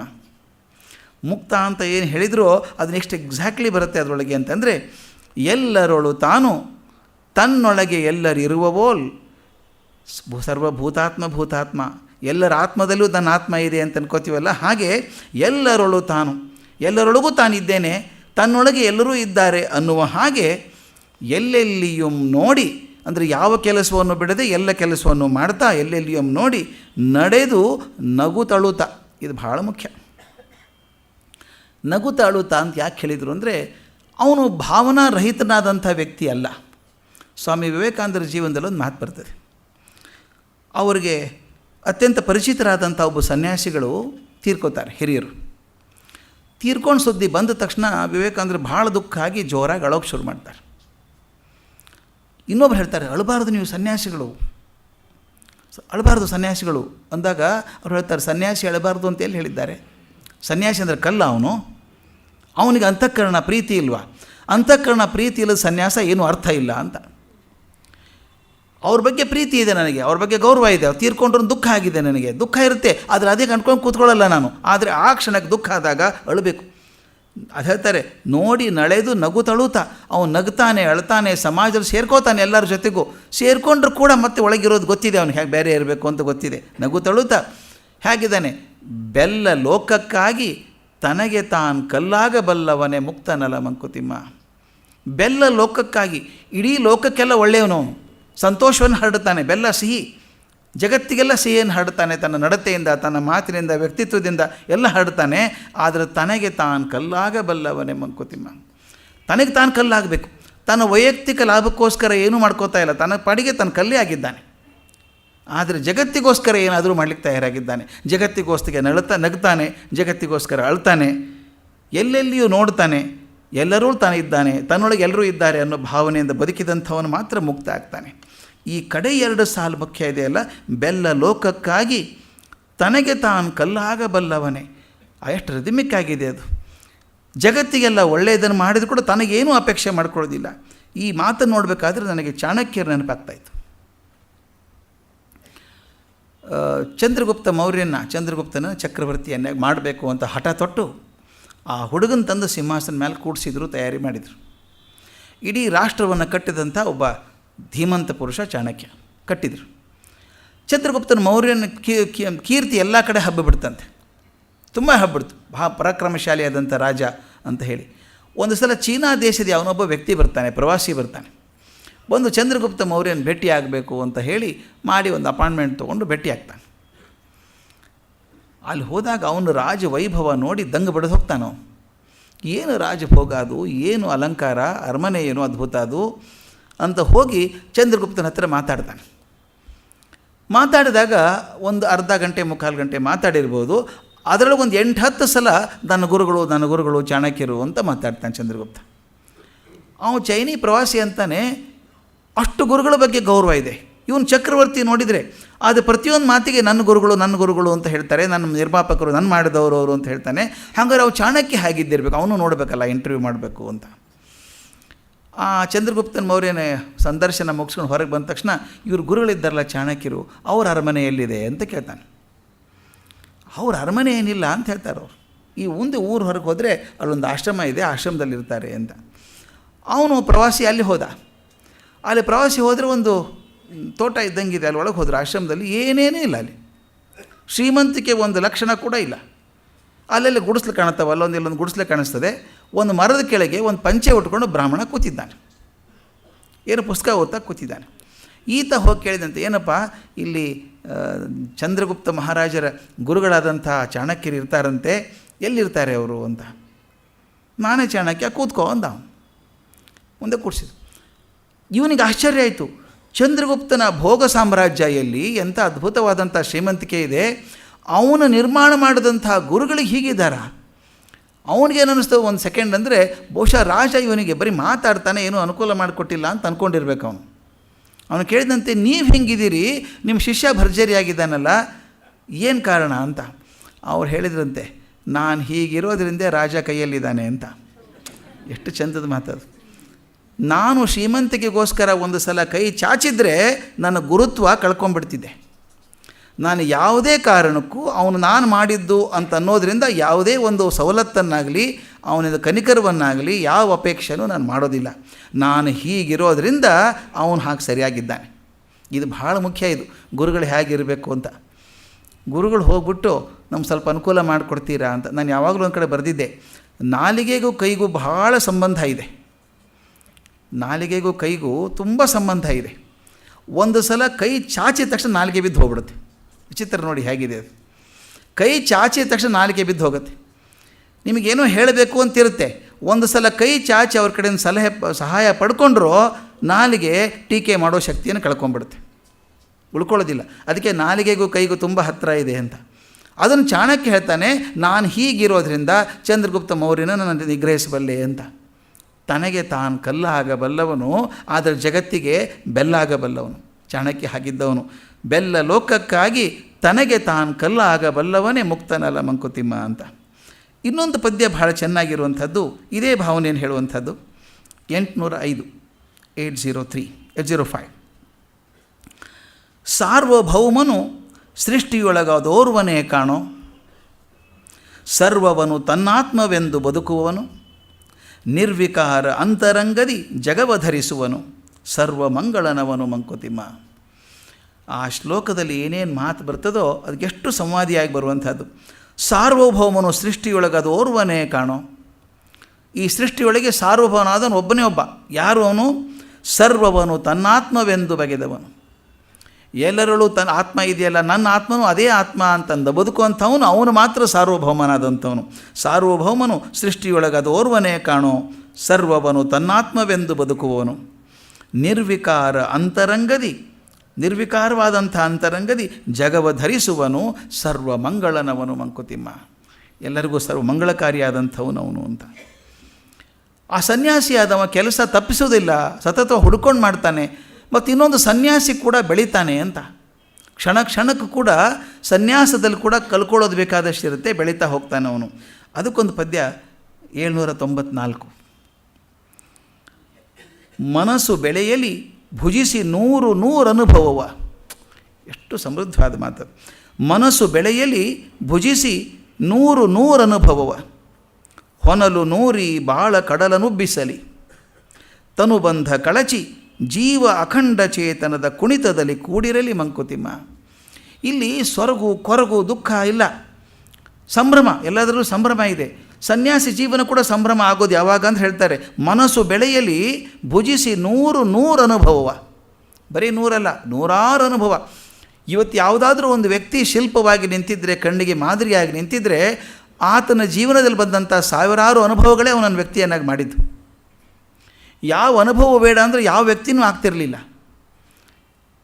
ಬುದ್ಧ 29 ವರ್ಷ ಅರಮನೆಯಲ್ಲಿದ್ದಾಗ ತುಂಬ ಭೋಗದಲ್ಲಿದ್ದ. ಅಪ್ಪ ಏನು ಮಾಡಿದ, ಮಗನಿಗೆ ದುಃಖದ ಚೂರು ಕಾಣಿಸಬಾರ್ದು ಅಂತ ಹಾಗೆ ಕಾಪಾಡಿಕೊಂಡಿದ್ದ. ದುಃಖ ಕಾಣಿಸಿರಬಾರ್ದು, ನೋವು ಕಾಣಿಸಿರಬಾರ್ದು, ಸಾವು ಕಾಣಿಸಿರಬಾರ್ದು, ವಯಸ್ಸಾದವ್ರು ಕಾಣಿಸಿರಬಾರ್ದು ಅಂತ ಅಷ್ಟು ರಕ್ಷಣೆ ಮಾಡಿ ಕೂತಿದ್ದಲ್ಲ ಮಗನಿಗೆ, ಏನೇನು ಕಾಣಿಸ್ಬಾರ್ದು ಅಂತ. ಹಾಗಿದ್ದಾಗಲೇ ಶಾಕ್ ಆಯಿತು ಅವನಿಗೆ. ಅವನು ನಮ್ಮ ಹಾಗೆ ಬೆಳೆದಿದ್ರೆ ಶಾಕ್ ಆಗ್ತಿತ್ತಿಲ್ಲ ಗೊತ್ತಿಲ್ಲ. ಒಂದೇ ಸಲ ಹೊರಗಡೆ ಹೋದಾಗ ವಯಸ್ಸಾದವ್ರು ನೋಡ್ದ, ಸಾವನ್ನು ನೋಡ್ದ, ಬಡತನ ನೋಡ್ದ, ಅಯ್ಯೋ ಹಿಂಗಿದೆ ಜಗತ್ತು, ನನಗೆ ಗೊತ್ತೇ ಇರಲಿಲ್ಲ ಹೆಂಗಿದೆ ಅಂತ. ಅನುಭವ ಆದಮೇಲೆ ಮುಂದೆ ಎಷ್ಟು ವರ್ಷ ಅನುಭವ ಆಗಬೇಕು ಬುದ್ಧನಿಗೆ. ಉಪವಾಸ ಮಾಡಿದ, ವನವಾಸ ಮಾಡಿದ, ದೇಹವನ್ನು ದಂಡಿಸಿದ.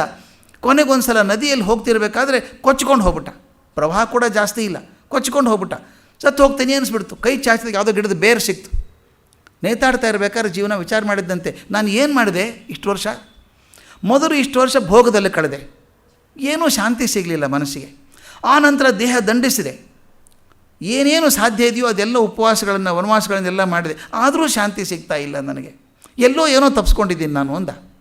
ಆಗ ಹೊಳಿತವನಿಗೆ, ಮೊದಲು ಭೋಗ ಬೇಕು ಅಂತ ಆಸೆಪಟ್ಟೆ, ಈಗ ಭೋಗ ಬೇಡ ಅಂತ ಅದ್ರ ವಿರುದ್ಧವಾಗಿ ಕೆಲಸ ಮಾಡಿ ಅದು ಬೇಡ ಅಂತ ಮಾಡ್ತಾಯಿದ್ದೆ, ಅದು ಅಪೇಕ್ಷೆ ಮಾಡ್ತಾಯಿದ್ದೀನಿ. ಮುಕ್ತ ಆಗಬೇಕು ಅಂತ ಅಪೇಕ್ಷೆ. ಅವನಂದ ಅದರದಾದರೂ ಅಪೇಕ್ಷೆ ಹಾಕಬೇಕು, ಅದು ಬೇಡ ಅಂದ. ಇನ್ನು ಯಾವ ಅಪೇಕ್ಷೆನೂ ಬೇಡ ಅಂದಾಗ ಮೈ ಹಗರ ಅನ್ನಿಸ್ತಂತೆ. ಎತ್ಕೊಂಡ್ಬಂದ, ಅದು ಹೇಳ್ತಾರೆ ಬುದ್ಧ ಪೂರ್ಣಿಮೆ ದಿವಸ ಮರದ ಕೆಳಗೆ ಕೂತ್ಕೊಂಡ ಅಂತ ಹೇಳ್ತಾರೆ. ಆ ಮೊದಲನೇಗೆ ಅವನಿಗೆ ಆಹಾರ ತಂದವಳು ಸುಜಾತ ಅನ್ನೋ ಹುಡುಗಿ. ಅದಕ್ಕೆ ಸುಜಾತ ಅನ್ನೋದು ಭಾಳ ದೊಡ್ಡ ಹೆಸರು ಬೌದ್ಧ ಧರ್ಮದಲ್ಲಿ. ಆಕೆ ಬಂದು ಹಾಲು ಕೊಡ್ತಾಳೆ ಅವನಿಗೆ ಬುದ್ಧ ಪೂರ್ಣಿಮೆ ದಿವಸ. ನೋಡ್ತಾಳೆ, ಕೂತಿದ್ದಾನೆ, ಯಾವ ದೇವತೆಯಪ್ಪ ನೀನು ಅಂತ ಕೇಳ್ತಾಳೆ. ಮುಖದ ಮೇಲೆ ಆ ಸಂತೋಷ ಇಳಿದು ಬಿಟ್ಟಿದೆ, ಆ ಎನ್ಲೈಟನ್ಮೆಂಟ್ ಅನುಭವ ಎಷ್ಟಾಗಿದೆ ಅವರಿಗೆ, ಒಂದಾದ್ಮೇಲೆ ಒಂದು ಅನುಭವ. ಅದಕ್ಕೆ ಹೇಳ್ತಾರೆ, ಮನಸ್ಸು ಬೆಳೆಯಲ್ಲಿ ಭುಜಿಸಿ 100 ಅನುಭವವ. ಹೊನಲು ನೂರಿ ಬಾಳ ಕಡಲನ್ನು ಉಬ್ಬಿಸಲಿ. ಹೊನಲು ಬರಲಿ, ಪ್ರವಾಹ ಬರಲಿ, ಹರಿದು ಬರಲಿ, ಬೇಕಾದಷ್ಟು ಹರಿದು ಬಂದು ಈ ಬಾಳ ಕಡಲನ್ನು ಉಬ್ಬಿಸಲಿ. ಬಾಳ ಕಡಲು ದೊಡ್ಡದಾಗಲಿ, 100 ಪ್ರವಾಹಗಳು ಬರಲಿ ನಮ್ಮ ಜೊತೆಗೆ. ತನು ಬಂಧ ಕಳಚಿ, ಇದು ಭಾಳ ಮುಖ್ಯ. ದೇಹದ ಬಂಧ ಕಳಿಸಬೇಕು, ದೇಹ ಪ್ರಜ್ಞೆ ಕಮ್ಮಿ ಆಗಬೇಕು. ಜೀವ ಅಖಂಡ ಚೇತನದ ಕುಣಿತದಲ್ಲಿ ಕೂಡಿರಲಿ ಮಂಕುತಿಮ್ಮ. ಯಾವಾಗ ಜೀವ ಅಖಂಡ ಚೇತನ, ಎಲ್ಲ ಅದು ಭೂತಾತ್ಮ ಅಲ್ಲಿಗೆ ಬರಬೇಕದು. ಸರ್ವರ ಆತ್ಮದಲ್ಲಿರುವಂಥ ಆತ್ಮ ನನ್ನದೇ ಅಂತ ಅಂದ್ಕೊಂಡು ಆ ಅಖಂಡ ಚೇತನದ ಕುಣಿತದಲ್ಲಿ ಕೂಡಿದ್ದಾಗ ಮಾತ್ರ ಆ ಸನ್ಯಾಸ ಅನ್ನುವಂಥದ್ದು ಸಾರ್ಥಕ ಆಗ್ತದೆ ಅಂತ ಹೇಳಿ ಮಾತನ್ನು ಹೇಳ್ತಾರೆ. ಈಗ ನಮ್ಗೆ ಹಾಗಾದರೆ ಈ ಬರೋದು ಯಾವಾಗ, ಅಖಂಡ ಚೇತನದ ಕುಣಿತ ಬರೋದು ಯಾವಾಗ?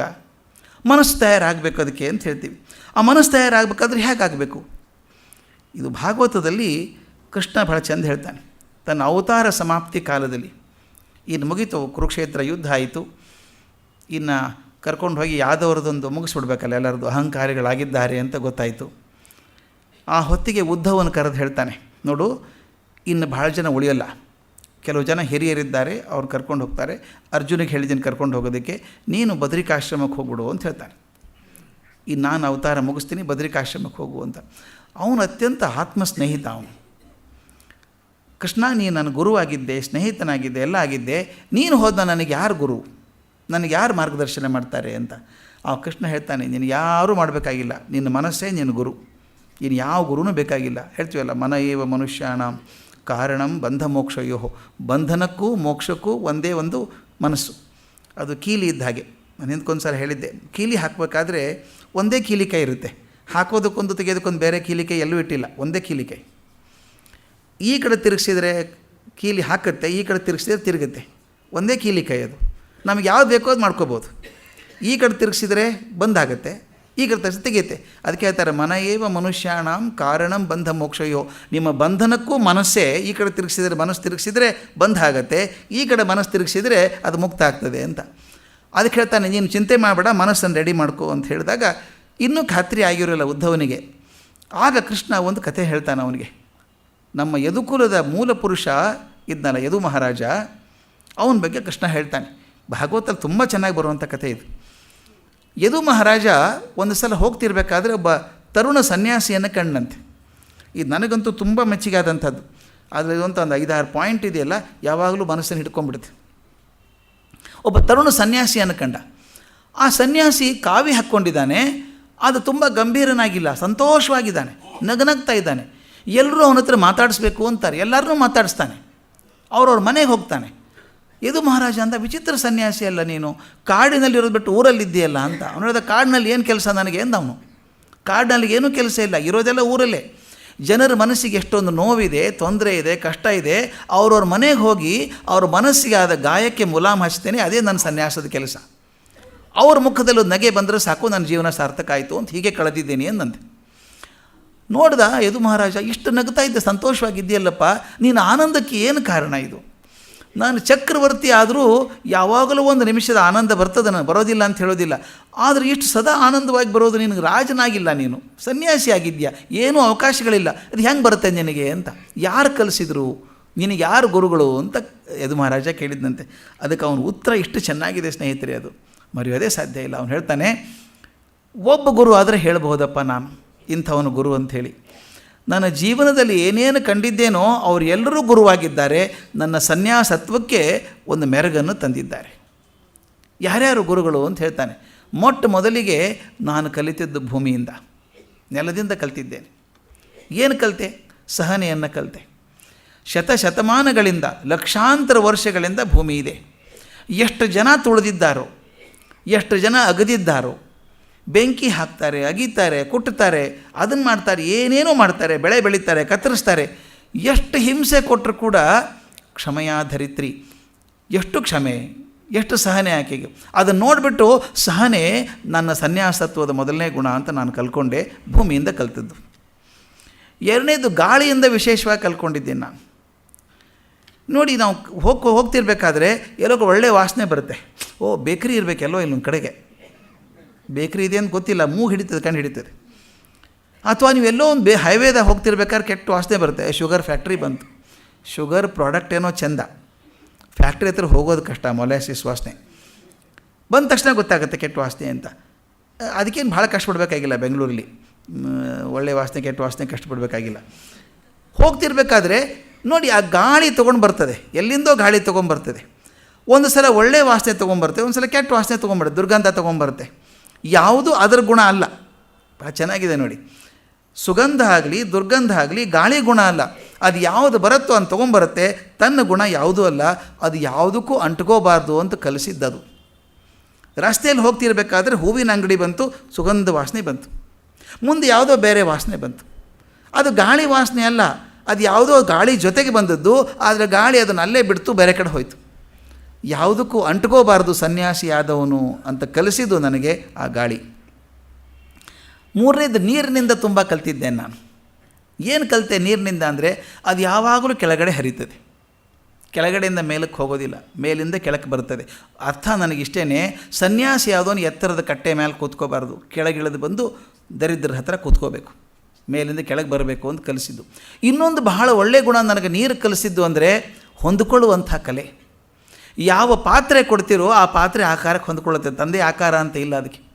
ಯಾವ ಆಕಾರ ಕೊಟ್ಟರು ಆಕಾರ ಹೊಂದ್ಕೊಳ್ಳುತ್ತೆ. ಅದು ನನಗೆ ಹೊಂದೋಲ್ಲ ಅಂತೇನಿಲ್ಲ ಅಂತೀವಲ್ಲ, ಅವ್ರ ಜೊತೆಗೆ ಆಗಿ ಬರೋಲ್ಲ ನನಗೆ ಅಂತೀವಿ, ಯಾಕಂದರೆ ನಾವು ನೀರು ಆಗಲಿಲ್ಲ.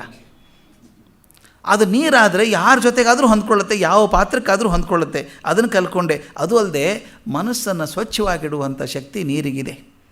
ನೀರು ಎಷ್ಟು ಶುದ್ಧವಾಗಿರ್ತದೆ, ಮುಟ್ಟದೆ ಬಿಟ್ಟರೆ ಸಾಕು, ತಾನು ಶುದ್ಧವಾಗಿ ಉಳ್ಕೊಂಡ್ಬಿಡುತ್ತೆ, ಏನೂ ಮಾಡಬೇಕಾಗಿಲ್ಲ.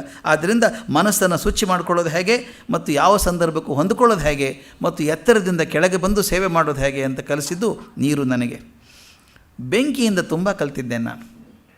ಬೆಂಕಿಯೊಳಗೆ ಏನು ಹಾಕಿದರೂ ಸ್ವೀಕರಿಸ್ತದೆ, ಇಲ್ಲ ಅನ್ನೋದೇ ಇಲ್ಲ. ಅದು ಬೆಂಕಿ ಯಾವುದನ್ನು ಸ್ವೀಕರಿಸ್ಕೋತದೆ, ಅರಗಿಸ್ಕೊಳ್ತದೆ, ಮತ್ತು ಮುಖ್ಯ ಅಂದರೆ ತಾನು ಶುದ್ಧವಾಗೇ ಇರ್ತದೆ. ಬೆಂಕಿ ಉಳಿದ ವಸ್ತುಗಳನ್ನು ಭಸ್ಮ ಮಾಡಿದರೂ ಬೆಂಕಿ ಬೆಂಕಿಯಾಗೇ ಇರ್ತದೆ, ಅದು ತನ್ನ ತಾಪವನ್ನು ಕಮ್ಮಿ ಮಾಡ್ಕೊಳ್ಳೋದಿಲ್ಲ. ಅದಕ್ಕೆ ಹೇಳ್ತಾನೆ, ಅದರಿಂದ ನಾನು ಕಲ್ತದ್ದೇನು ಅಂದರೆ, ಯಾವುದಾದ್ರೂ ವಸ್ತುವನ್ನು, ಯಾವುದಾದ್ರೂ ಚಿಂತನೆಯನ್ನು ಸ್ವೀಕರಿಸುವಂಥ, ಅರಗಿಸಿಕೊಳ್ಳುವಂಥ ಗುಣವನ್ನು ನನಗೆ ಬೆಂಕಿ ಕಲಿಸ್ಕೊಡ್ತು ಅಂತ. ಸೂರ್ಯ ಚಂದ್ರರಿಂದ ಕಲ್ತಿದ್ದೇನೆ ನಾನು. ಅವರಿಂದ ಏನು ಕಲ್ತಿದ್ದೇನೆ, ತಾವು ಸದಾ ಉರಿತಾರೆ. ಸೂರ್ಯ ಉರಿಬೇಕು, ಅದರ ಪ್ರಕಾರ 6000 tons/s ಹೈಡ್ರೋಜನ್ ಉರಿತದೆ ಅಂತ ಹೇಳ್ತಾರೆ. ಅಷ್ಟರ ಮಟ್ಟಿಗೆ ಸದಾ ಉರಿದ್ರೂ ಕೂಡ ಮತ್ತೊಬ್ಬರಿಗೆ ಬೆಳಕನ್ನು ಕೊಡುವಂಥದ್ದು.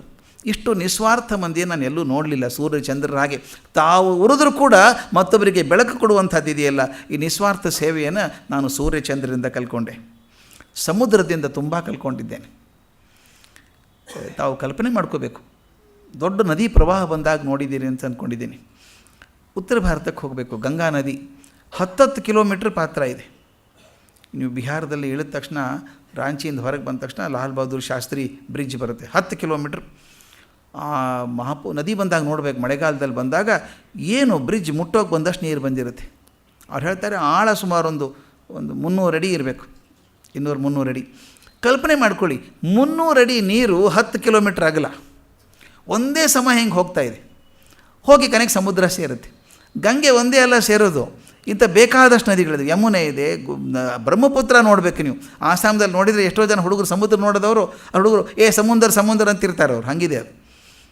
ಅಷ್ಟು ಅದ್ಭುತವಾದ ನದಿಗಳು ಇಷ್ಟು ಹೋಗಿ ಒಂದೇ ಸಮ ಸಮುದ್ರವನ್ನು ಸೇರಿದರೂ ಕೂಡ ಒಂದು 6 ಇಂಚ್ ಎತ್ತರ ಆಗಲ್ಲ. ಅದು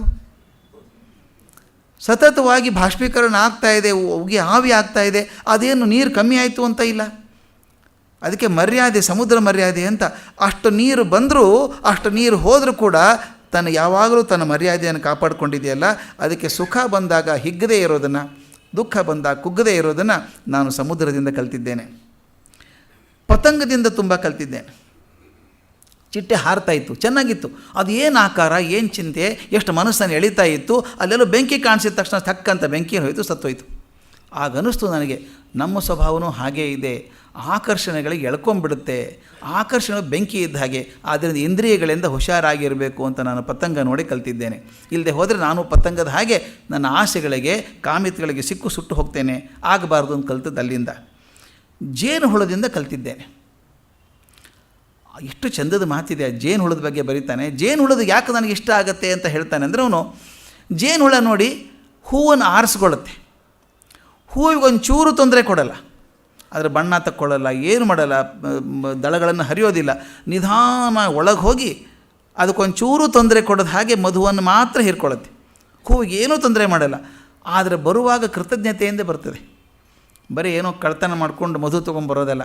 ಮಧು ಕೊಟ್ಟಂಥ ಹೂವಿಗೆ ಕೃತಜ್ಞತೆಯಿಂದ ಏನು ಮಾಡ್ತದೆ ಅಂದರೆ, ತನ್ನ ರೆಕ್ಕೆಗಳಿಗೆಲ್ಲ ಪರಾಗಕಣಗಳನ್ನು ನಡೆಸ್ಕೊಂಡು ಬೇರೆ ಹೂವಿಗೆ ಹೋಗಿ ಪರಾಗಸ್ಪರ್ಶ ಮಾಡಿ ಅದು ಬೆಳೆಯೋದಕ್ಕೆ ಅನುಕೂಲ ಮಾಡಿಕೊಡುತ್ತೆ. ನೋಡಿ, ಅದು ಹೂವಿಗೆ ನೋವು ಮಾಡಲಾರ್ದೆ ಮಧುವನ್ನು ತಗೊಳ್ಳೋದು ಅಷ್ಟೇ ಅಲ್ಲ, ಕೃತಜ್ಞತೆಯಿಂದ ಪರಾಗಸ್ಪರ್ಶ ಮಾಡಿ ಗಿಡ ಬೆಳೆಯೋದಕ್ಕೆ ಅನುಕೂಲ ಮಾಡಿಕೊಡುತ್ತೆ.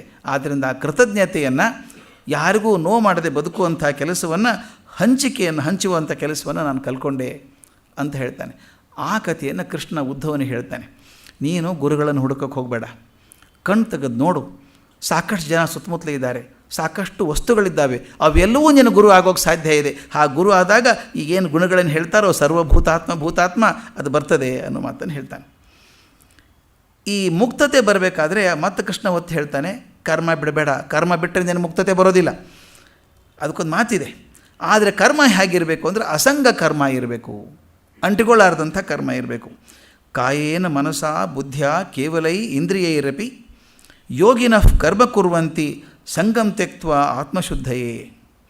ಯೋಗಿಗಳು ಏನು ಮಾಡ್ತಾರೆ ಅಂತ ಹೇಳ್ತಾನೆ. ಶರೀರ, ಮನಸ್ಸು ಮತ್ತು ಬುದ್ಧಿಗಳ ಮೂಲಕ ಸಂಘವನ್ನು ಬಿಡ್ತಾರೆ, ಕೆಲಸ ಮಾಡ್ತಾ ಇರ್ತಾರೆ. ಕೆಲಸ ಮಾಡೋ ಕಾರಣ ಅಂದರೆ ಆತ್ಮಶುದ್ಧಿ ಮಾಡ್ಕೊಳ್ಳೋದಕ್ಕೆ ಮಾಡ್ತಾರೆ. ಶರೀರದ ಚಿಂತೆಯನ್ನು, ಮನಸ್ಸನ್ನು ನಿಗ್ರಹದಲ್ಲಿ ಇಟ್ಕೊಂಡು, ಬುದ್ಧಿಯನ್ನು ಗಟ್ಟಿಯಾಗಿ ಹಿಡ್ಕೊಂಡು ಸತತವಾಗಿ ಕೆಲಸ ಮಾಡ್ತಿದ್ದಾಗ ಅವರ ಚಿತ್ತಶುದ್ಧಿ ಆಗ್ತದೆ ಅಂತ. ಚಿತ್ತಶುದ್ಧಿ ಆಗಬೇಕಾದ ಮಾತ್ರ ಮುಖ್ಯವಾಗಿ ಅಸಂಗ ಕರ್ಮದಲ್ಲಿ ಆಗುವಂಥದ್ದು. ಚಿತ್ತಶುದ್ಧಿ ಆಗಬೇಕು. ಯಾವ ಅಪೇಕ್ಷವೂ ಇಲ್ಲದೆ, ಯಾವ ಸ್ವಾರ್ಥವೂ ಇಲ್ಲದೆ ಬ್ರಹ್ಮ ಸಮರ್ಪಣೆ ಅಂತ ತಿಳ್ಕೊಂಡು ಮಾಡುವಂಥ ಕರ್ಮ ಇದೆಯಲ್ಲ, ಈ ಕರ್ಮದಿಂದ ಅಕಸ್ಮಾತ್ತಾಗಿ ಏನಾದರೂ ತಪ್ಪಾಗಿದ್ದರೂ ಕೂಡ ಅದರ ಲೇಪ ನಿನಗೆ ತಟ್ಟೋದಿಲ್ಲ, ಅದರ ಪಾಪ ನಿನಗೆ ತಟ್ಟೋದಿಲ್ಲ. ಯಾವಾಗ ನಿನ್ನ ಸ್ವಂತ ಅಪೇಕ್ಷೆ ಇಲ್ಲದೆ ಏನಾದರೂ ಕೆಲಸ ಮಾಡು. ಅದಕ್ಕೆ ನಾವು ಸಾಮಾನ್ಯವಾಗಿ ಪೂಜೆ ಮಾಡಿದ ಮೇಲೆ ಕೊನೆಗೆ ಹೇಳೋದಂಥ ಮಾತು ಉಂಟು. ಪೂಜೆ ಮಾಡಿ ಹೇಳ್ತೀವಿ, ಅಕಸ್ಮಾತ್ತಾಗಿ ಏನೋ ತಪ್ಪಾಗಿದ್ದರೆ ದಯವಿಟ್ಟು ಪೂರ್ತಿ ಆಗಿದೆ ಅಂತ ತಿಳ್ಕೊಪ್ಪ ಭಗವಂತ. ಅವನಿಗೆ ಹೇಳ್ಬಿಡೋದು ಕೊನೆ ಜವಾಬ್ದಾರಿ. ತಪ್ಪಿದ್ರೆ ಏನಾಗಿದ್ರೆ ನೀನೇ ಕ್ಷಮೆ ಮಾಡ್ಕೋ, ಸರಿ ಆಗಿದೆ ಅಂತ ತಿಳ್ಕೊ. ಆದರೆ ಬುದ್ಧಿಶಃ ಮಾಡಿದ್ದಲ್ಲ ಇದು. ಅಕಸ್ಮಾತ್ತಾಗಿ ಆಗಿದ್ದರೆ ಅದು ಕ್ಷಮೆ ಇರಲಿ ಅಂತ ಕೇಳ್ಕೊಳ್ಳುವಂಥದ್ದು. ಜ್ಞಾನಿ ಪ್ರಪಂಚದ ಮಧ್ಯೆ ಇರ್ತಾನೆ, ಚಟುವಟಿಕೆಯಲ್ಲಿ ಇದ್ದರೂ ಕೂಡ ಅವನು ಪ್ರಪಂಚಕ್ಕೆ ಅಂಟುಕೊಂಡಿಲ್ಲ ಅಂತ ಹೇಳಿದರು. ಅದಕ್ಕೊಂದು ಒಳ್ಳೆಯದು ಮಾತು, ಭಾಳ ಪಾಪ್ಯುಲರ್ ಮಾತಿದು, ಭಾಳ ತುಂಬ ಜನ ಹೇಳುವಂಥ ಜನಪ್ರಿಯವಾದಂಥ ಮಾತು. ಬ್ರಹ್ಮಣ್ಯಾಧಾಯದ ಕರ್ಮಾಣಿ ಸಂಗಂ ತ್ಯಕ್ತ್ವಾ ಕರೋತಿಯ ಲಿಪ್ಯತೆ ನಸಪಾಪೇನ ಪದ್ಮಪತ್ರ ಮೀಮಾಂಬಸ. ಇದು ಕಡೆ ಮಾತು ಬಹಳ ಪ್ರಸಿದ್ಧವಾದದ್ದು. ಪದ್ಮಪತ್ರ ಮೀಮಾಂಬಸ ಅಂತನ್ನುವಂಥದ್ದು. ಪದ್ಮಪತ್ರದ ಮೇಲಿರುವಂಥ ನೀರಿನ ಹಾಗೆ ಇರ್ತಾನೆ ಅಂತ. ಆ ನೀರು ಓಡಾಡ್ತಾ ಇರುತ್ತೆ ಎಲೆ ಮೇಲೆ, ಆದರೆ ಎಲೆಗೆ ಅಂಟ್ಕೊಳ್ಳೋದಿಲ್ಲ. ನೀರಿನೊಳಗೆ ಇದ್ದರೂ ಕೂಡ ನೀರಿಗೆ ಅಂಟ್ಕೊಳ್ಳೋದಿಲ್ಲ. ಅವನು ಹಾಗಿರ್ತಾನೆ, ಬ್ರಹ್ಮಾರ್ಪಣ ಭಾವದಿಂದ ಕೆಲಸ ಮಾಡಿದಂಥವನು ಹಾಗಿರ್ತಾನೆ ಅಂತ. ಅದಕ್ಕೆ ಸರಿಯಾಗಿ ಪದ್ಯಗಳನ್ನು ಹೇಳ್ತಾರೆ. ಸನ್ಯಾಸಿ ಕೂಡ ಹೇಗಿರಬೇಕು ಅಂದರೆ, ಅವನು ಕೆಲವೊಂದು ಸಲ ಸಮೃದ್ಧಿಯಲ್ಲಿ ಇದ್ದಂಗೆ ಕಾಣಿಸ್ಬೋದು ನಿಮಗೆ. ಸಮೃದ್ಧಿಯಲ್ಲಿ ಆತ ಇದ್ದಾನೆ, ಆದರೆ ಆತನಿಗೆ ಸಮೃದ್ಧಿ ಅಂಟುಕೊಂಡಿಲ್ಲ. ಇದು ವಿಚಿತ್ರ ಅನಿಸುತ್ತೆ. ಕೆಲವೊಂದು ಸಲ ಸನ್ಯಾಸಿಗಳು ನೋಡಿದಾಗ ಕೆಲವರು ಅನಿಸ್ಬೋದು ತುಂಬ ಸಮೃದ್ಧಿಯಲ್ಲಿದ್ದಾರೆ ಅಂತ. ಆದರೆ ದೇಹ ಸಮೃದ್ಧಿಯಲ್ಲಿದ್ದರೂ ಕೂಡ ಮನಸ್ಸು ಆತ್ಮಭಾವದಲ್ಲಿ ಇದ್ದರೆ ಮಾತ್ರ ಸನ್ಯಾಸತ್ವ ಅಂತ. ಒಬ್ಬವ ಸೂಫಿ ಸಂತ ಇದ್ದ, ಅಲ್ ಫರೀದ್ ಅಂತ. ಅಲ್ ಫರೀದ್ ಮನೆಯಿಂದ ಭಾರಿ ಶ್ರೀಮಂತ ಅವನು. ಅವರು ತಲಾಂತರದಂತ ಶ್ರೀಮಂತರಾಗಿದ್ದವರು. ಅಲ್ ಫರೀದ್ ಮನಸ್ಸು ಬಿಟ್ಟ, ಶ್ರೀಮಂತಿಕೆ ಬಿಟ್ಟ, ಅವನು ಯಾವಾಗಲೂ ಸೂಫಿ ಸಂತ ಆಗಿ ತಿರುಗ್ತಿದ್ದ. ಆದರೆ ಅಪ್ಪ ಅಮ್ಮ ಹೇಳಿದ್ರು, ಸಂತನಾಗಿರು, ಆದರೆ ಮನೆಯಲ್ಲಿರು, ನಿನಗೇನು ಬೇಕೋ ಅನುಕೂಲ ಮಾಡಿಕೊಡ್ತೀವಿ ಅಂತ. ಅವನು ಶ್ರೀಮಂತಿಕೆ ಎಷ್ಟಿತ್ತು ಅಂತ ವರ್ಣನೆ ಮಾಡ್ತಾರೆ.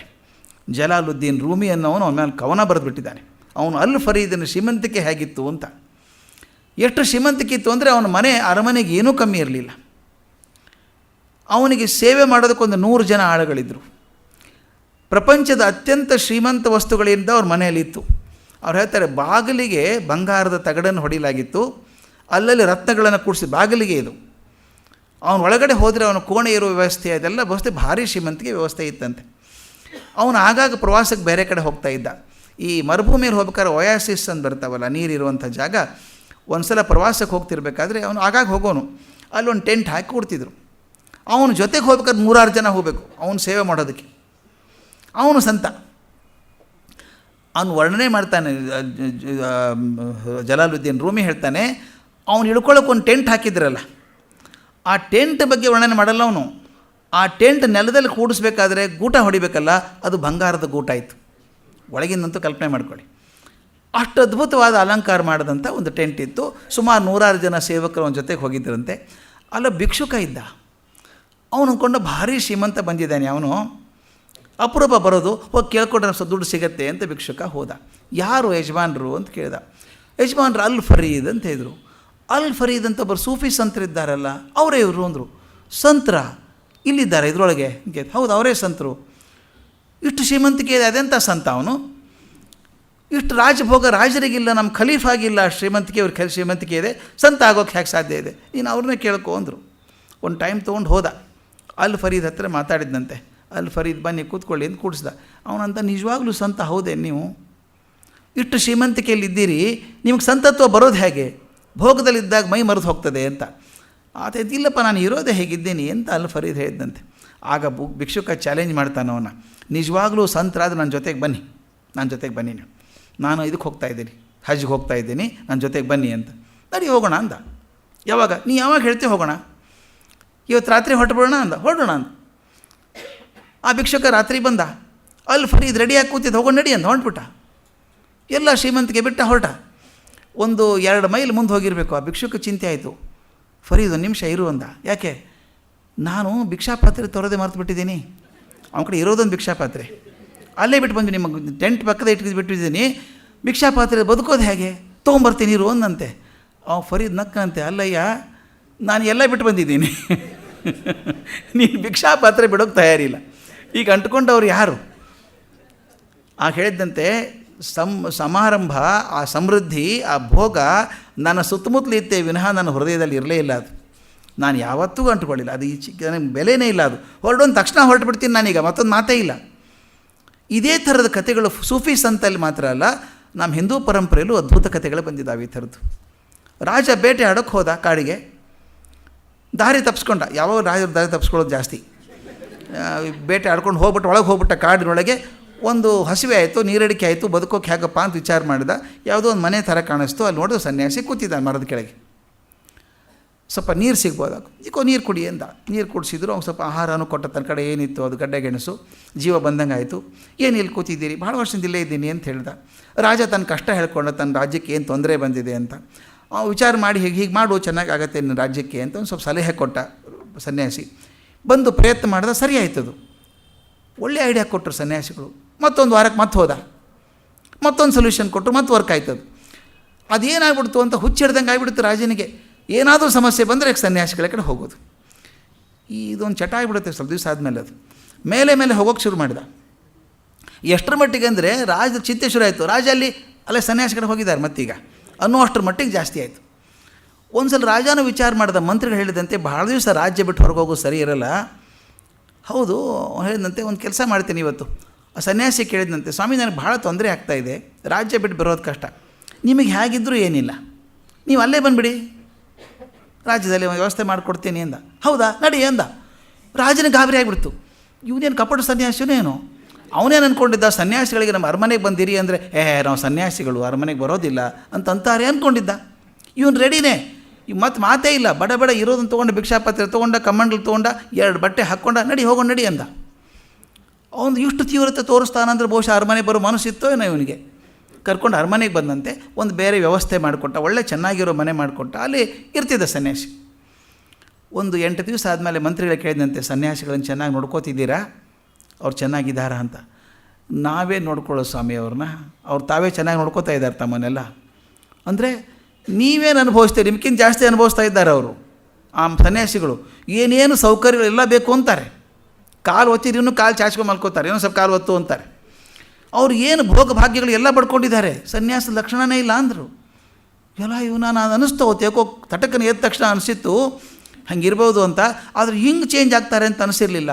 4-5 ಸಲ ಸನ್ಯಾಸಿ ಮಂತ್ರಿಗಳು ಬಂದು ಹೇಳಿದರು, ಸನ್ಯಾಸ ಅಂದ್ಕೊಂಡಿದ್ದೀರಿ, ಅವ್ರಿಗೇನು ಲಕ್ಷಣ ಕಾಣ್ತಾ ಇಲ್ಲ, ಭಾರಿ ಶ್ರೀಮಂತಿಕೆಯಲ್ಲಿದ್ದಾರೆ ಅವರು ಅಂತ.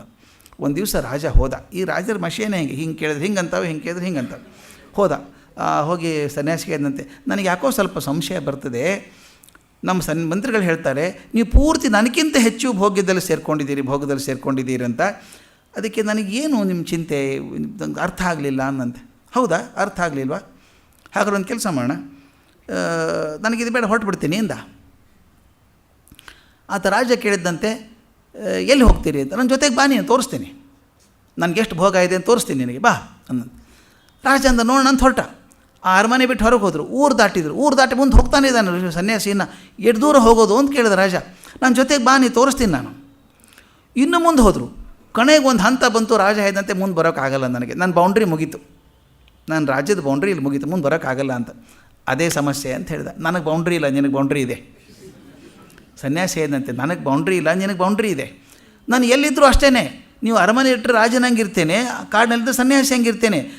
ಭೋಗ ಆಗಲೇ ಹೇಳಿದ ಸೂಫಿ ಸನ್ಯಾಸಿ ಫರೀದ್ ಹೇಳಿದ ಹಾಗೆ, ನಾನು ಭೋಗದಲ್ಲಿದ್ದರೂ ಭೋಗ ನನ್ನ ಮನಸ್ಸಿನಲ್ಲಿ ಇಲ್ಲ. ಹೊರಟೆ. ರಾಜ ತಪ್ಪು ಮಾಡಿಬಿಟ್ಟೆ, ಕಾಲಿಡ್ಕೋತೀನಿ ಬಂದುಬಿಡಿ ಅಂತ. ಇಲ್ಲ, ಮುಗೀತು, ಕ್ಲೋಸ್, ಇನ್ನು ಬರಬೇಕು ಅಂತಿಲ್ಲ, ನೀನು ರಾಜ್ಯಕ್ಕೆ ಹೋಗು, ನಿನಗೆ ಬೇರೆ ಗತಿ ಇಲ್ಲ. ಆ ಅರಮನೆ ಬಿಟ್ಟರೆ ನಿನಗೆ ಬೇರೆ ಗತಿ ಇಲ್ಲ, ನನಗೆ ಬೇಕಾದಷ್ಟು ಜಾಗ ಇದೆ, ನಾನು ಹೋಗ್ತೀನಿ ಅಂತ ಹೊರಟುಬಿಟ್ಟ. ಇದು ಹೇಗೆ ಅಂದರೆ ಭೋಗದಲ್ಲಿದ್ದು ಅಂಟಿಕೊಳ್ಳದವರ ಹಾಗೆ ಇದ್ದಂಥವ್ರು ಅವರೆಲ್ಲನೂ. ಅದನ್ನು 2-3 ಪದ್ಯದಲ್ಲಿ ಹೇಗೆ ಅಂಟುಕೊಳ್ಳಲಾರದ ಹಾಗೆ ಇರ್ತಾರೆ ಅನ್ನೋದನ್ನು ಕಗ್ಗದಲ್ಲಿ ಬರುವಂಥ ಮಾತು. ಪದ್ಯ 812, 812. ಅಳಬೇಕು, ನಗಬೇಕು, ಸಮತೆ ಶಮವಿರಬೇಕು, ಹೊಳೆಯ ನೆರೆವಲು ಹೃದಯ ರಸ ಹರಿಯಬೇಕು, ಅಲೆಯ ನಲುಗದ ಬಂಡೆಯೊಲ ಆತ್ಮವಿರಬೇಕು, ತಿಳಿದವರ ಚರಿತವಿದು ಮಂಕುತಿಮ್ಮ. ಎಷ್ಟು ಸುಂದರವಾದ. ಅಳಬೇಕು, ನಗಬೇಕು. ಸ್ವಾಮಿ ವಿವೇಕಾನಂದರ ಮಾತು ಹೇಳಿದ್ನಲ್ಲ, ಸನ್ಯಾಸಿಗಳಂದರೆ ಎಲ್ಲ ಭಾವನೆಗಳಿಂದ ವಿಮುಕ್ತರಾದವರಲ್ಲ, ಭಾವನೆಗಳಿಂದ ಬಿಟ್ಟು ಹೋದವರಲ್ಲ. ಆದರೆ ಭಾವನೆ ನಿಗ್ರಹಿಸೋಕೆ ಶಕ್ತಿ ಇದೆ ಅವರಿಗೆ. ಅಳಬೇಕು, ನಗಬೇಕು, ಅದರೊಳಗೆ ಸಮತೆ ಶಮ ಇರಬೇಕು, ಹೊಳೆಯ ನೆರೆವಲು ಹೃದಯ ರಸ ಹರಿಯಬೇಕು. ಮತ್ತೊಬ್ಬರು ದುಃಖ ಕಂಡಾಗ ಹೃದಯ ರಸ ಹರಿಬೇಕು, ಕರುಣೆ ಇರಬೇಕು, ಅಂತಃಕರಣ ಇರಬೇಕು ಅಂಥೇಳಿ. ಹೊಳೆಯ ನೆರೆವಲು ಹೇಗೆ ಬರಬೇಕು, ನದಿಯಲ್ಲಿ ಪ್ರವಾಹ ಬಂದಾಗ ಹೇಗೆ ಕೊಚ್ಕೊಂಡು ಹೋಗ್ತದೋ ಹಾಗೆ ಪ್ರೀತಿಯ ರಸ, ಕರುಣೆಯ ರಸ ಹರಿಬೇಕು. ಅಲೆಯನ್ನು ಹೇಗಿದೆ ನೋಡಿ, ಅಲೆಯಿನಲ್ಲಿ ಅಲುಗದ ಬಂಡೆಯೋಲು ಆತ್ಮವಿರಬೇಕು. ಅಲೆಗಳು ಬಂದು ಅಪ್ಪಳಿಸ್ತಾವಲ್ಲ ನಿಮ್ಮನ್ನು, ಹರಿಬೇಕು ಅಂದಾಗ ಅಪ್ಪಳಿಸಿದಾಗ ಕೂಡ ಅಲಗಾಡಲಾರ್ದಂಥ ಬಂಡೆಯ ಥರ ಆತ್ಮ ಇರಬೇಕು. ಆತ್ಮ ಗಟ್ಟಿಯಾಗಿರಬೇಕು, ಭಾವನೆಗಳಿರಲಿ ಪರವಾಗಿಲ್ಲ. ತಿಳಿದವರ ಚರಿತವಿದು ಮಂಕುತಿಮ್ಮ. ತಿಳಿದವ್ರು ಹೇಳುವಂಥ ಮಾತು, ನಿಮ್ಮ ಭಾವನೆಗಳಿರಲಿ, ಆದರೆ ಆತ್ಮ ಮಾತ್ರ ಅಲುಗದ ಬಂಡೆ ಥರ ಇರಬೇಕು ಅಂತ. ಇನ್ನೊಂದಂತೂ ಬಹಳ ಪ್ರಸಿದ್ಧವಾದಂಥ ಪದ್ಯ, ಅದು ಎಲ್ರಿಗೂ ಬಾಯಿಗೆ ಬರುವಂಥ ಪದ್ಯ ಇರ್ಬೋದು ಅದು. 2 ಕೋಣೆಗಳ ನೀ ಮಾಡು ಮನದಾಲಯದಿ. ಹೇಗೆ ಬದುಕಬೇಕು ಅಂತ ಜೀವನದಲ್ಲಿ ಕಲಿಸ್ಕೊಡುವಂಥದ್ದು. 2 ಕೋಣೆಗಳ ನೀ ಮಾಡು ಮನದಾಲಯದಿ, ಹೊರ ಕೋಣೆಯಲ್ಲಿ ಲೋಗರಾಟಗಳ ನಾಡು. ವಿರಮಿಸೊಬ್ಬನೆ ನೀನು, ವಿರಮಸೊಬ್ಬನೆ ಮೌನದೊಳು ಒಳಮನೆಯ ಶಾಂತಿಯಲ್ಲಿ, ವರಯೋಗ ಸೂತ್ರವಿದು ಮಂಕುತಿಮ್ಮ. 2 ಕೋಣೆ ಮಾಡ್ಕೋಬೇಕು ಅಂತ ಹೇಳೋದು ಭಾಳ ಸುಲಭ, ಕಷ್ಟ. ಕೋಣೆ ಎಲ್ಲ ಮಾಡ್ಕೊಂಡಿರ್ತೀವಿ, ಆದರೆ ಅದು ಹೇಳುವಂಥ ಕೋಣೆ ಆಗೋದಿಲ್ಲ. 2 ಕೋಣೆಗಳ ನೀ ಮಾಡು ಮನದ ಆಲಯದಿ. ಮನಸ್ಸಿನ ದೇವಸ್ಥಾನ, ಆಲಯ, ಮನೆ ಏನಿದೆಯೋ 2 ಭಾಗ ಮಾಡ್ಕೋಬೇಕಂತೆ. ಹೊರ ಕೋಣೆಯಲ್ಲಿ ಲೋಗರಾಟಗಳ ನಾಡು. ಒಂದು ಯಾವುದೋ ಜವಾಬ್ದಾರಿ ಇದೆ ನನಗೆ, ಯಾವುದೋ ಕರ್ತವ್ಯ ಇದೆ, ಕರ್ತವ್ಯಕ್ಕೆ ತಕ್ಕ ಹಾಗೆ ಕೆಲಸ ಮಾಡಬೇಕು. ಲೋಗರ ಪ್ರಪಂಚದಲ್ಲಿರುವಂಥ ಎಲ್ಲ ಆಟಗಳನ್ನು ಆಡಬೇಕು ನಾನು, ಆದರೆ ಅಲ್ಲಿ ಆಟ ಆಡ್ಕೊಂಡು ಕೂತ್ಕೊಳ್ಳೋಂಗಿಲ್ಲ. ಮೌನದೊಳು ಒಳಮನೆಯ ಶಾಂತಿಯಲ್ಲಿ, ವಿರಮಿಸೊಬ್ಬನೆ ನೀನು ಒಳಮನೆಯ ಶಾಂತಿಯಲ್ಲಿ. ಒಳಗಡೆ ಹೋಗಬೇಕು, ಹೊರಗಡೆ ಆಟ ಆಡಬೇಕು, ಆಡಿ ಅದೇ ನನ್ನ ಜಾಗ ಅಲ್ಲ ಅಂತ ಒಳಗಡೆ ಹೋಗಬೇಕು. ಎಷ್ಟೋ ಸಲ ನಾವು ಈ ಟ್ರಾನ್ಸ್ಫರ್ ಆಫ್ ಕಮಿಟ್ಮೆಂಟ್ ಅಂತ ಹೇಳ್ತೀವಿ, ಅಥವಾ ಟ್ರಾನ್ಸ್ಫರ್ ಆಫ್ ಇಮೋಷನ್ಸು ಬರುತ್ತೆ. ಎಲ್ಲೋ ಯಾರೋ ಬೈದಿರ್ತಾರೆ, ಅದು ಇನ್ನೊಬ್ಬರ ಮೇಲೆ ಪಾಸ್ ಆನ್ ಮಾಡ್ತೀವಿ ನಾವು. ಈ ಒಳಮನೆಯ ಶಾಂತಿಯಲ್ಲಿ ಬಂದಾಗ ಆ ಲೋಗರ ಆಟದ ಕಾಟ ಒಳಗೆ ಬಂದಿರುತ್ತೆ, ಅದು ಬಂದರೆ ಪ್ರಯೋಜನ ಇಲ್ಲ. ಲೋಗರ ಆಟಗಳನ್ನು ಹೊರಗಡೆ ಆಡಬೇಕು. ಒಂದು 1950ನೇ ಇಸ್ವಿಯಲ್ಲಿ ಒಂದು ಸಣ್ಣದು ಫಿಲ್ಮ್ ಮಾಡಿದ್ದಾರೆ, ಮ್ಯಾನೇಜ್ ಯುವರ್ ಆ್ಯಂಗರ್ ಮ್ಯಾನೇಜ್ಮೆಂಟ್ ಅಂತ ಒಂದು ಸಿನಿಮಾ ಇದೆ. ಇವತ್ತಿಗೂ ಬೇಕಾದಷ್ಟು ಕಂಪನಿಯವರು ಚೆನ್ನಾಗಿ ಮಾಡಿದ್ದಾರೆ, ಭಾವನೆಗಳನ್ನು ತಡ್ಕೊಳ್ಳೋದಕ್ಕೆ ವಿಡಿಯೋಸ್ ಮಾಡಿದ್ದಾರೆ, ಬಟ್ ಅದರಂಥ ಸಿನಿಮಾ ಆಗಲಿಲ್ಲ. ಆಗ ಭಾಳ ಫೇಮಸ್ ಅದು, 3 ನಿಮಿಷದ್ದು. ಹೇಗೆ ಕೋಪ ಬಂದಾಗ ಹೇಗೆ ಅದು ಸಾಂಕ್ರಾಮಿಕ ಆಗ್ತದೆ ಅಂತ. ಅಪ್ಪ ಆಫೀಸಿಂದ ಬಂದ, ಸರಸರ ಬಂದ, ಕಾರಿಂದ ಹಿಡ್ದ, ಮನೆ ಬಂದು ನೋಡ್ತಾನೆ, ಏನು ರಾಶಿ ರಾಶಿ ಏನೋ ಗುಜರಿ ಸಾಮಾನು ಹಾಕಿಬಿಟ್ಟಿದ್ದಾರೆ, ಮನೆ ಜಾಗ ಎಲ್ಲ ಕೊಳಕಾಗ್ಬಿಟ್ಟಿದೆ. ಅವನು ಕೋಪ ಬಂದ್ಬಿಡ್ತು. ಒಳಗಡೆ ಬಂದ, ಆ ಹೆಂಡತಿ ನಗ್ನಗ್ತಾ ಬಂದ್ಲು, ಗಂಡ ಬಂದ ಆಫೀಸಿಂದ ಅಂತ. ಇವ್ರ ಮುಖ ಗಂಟು ಹಾಕ್ಕೊಂಡು, ಏನಾಗ್ತಿದೆ ಹೊರಗಡೆಯಲ್ಲಿ, ಕಸ ಹಾಕಿದ್ದಾರೆ, ಅದನ್ನು ಬುದ್ಧಿ ಇಲ್ಲ, ಮನೇನೋ ಧರ್ಮಛತ್ರನ ಇದು, ಒಂದು ಕೂಗಾಡ್ದ. ಆಕೆ ನಗು ಮಾಯ ಆಯಿತು. ಆಕೆ ಹುಬ್ಬು ಗಂಟ್ಕೊಂಡ್ಲು, ನಾನು ಮಾಡಿದ್ದೆ ಅಲ್ಲ, ನಿನ್ನ ಮಗ ಮಾಡಿದ್ದು ಅಂದ್ಲು. ಹಾಂ, ಟಕ ಟಕ ಇಬ್ಬರು ಕೂಗಾಡ್ಕೊಂಡ್ರು. ಆ ಪುಟ್ಟ ಮಗು ನಕ್ಕೊಂಡು ಬಂತು, ಅಪ್ಪ ಬಂದಿದ್ದಾರೆ ಅಂತ. ನಗ್ನಗ್ತಾ ಬಂತು. ಆಕೆ ಕಾಲ್ ಹಿಡ್ಕೊಂಡು, ನೀ ತಾನೇ ಮಾಡಿದ್ದು, ನಾ ಬೈಸ್ಕೊತಾ ಇದ್ದೆ ನೋಡು ಅಂತ. ಅವನ ಮುಖ ಗಂಟು ಹಾಕ್ಕೊಂಡ.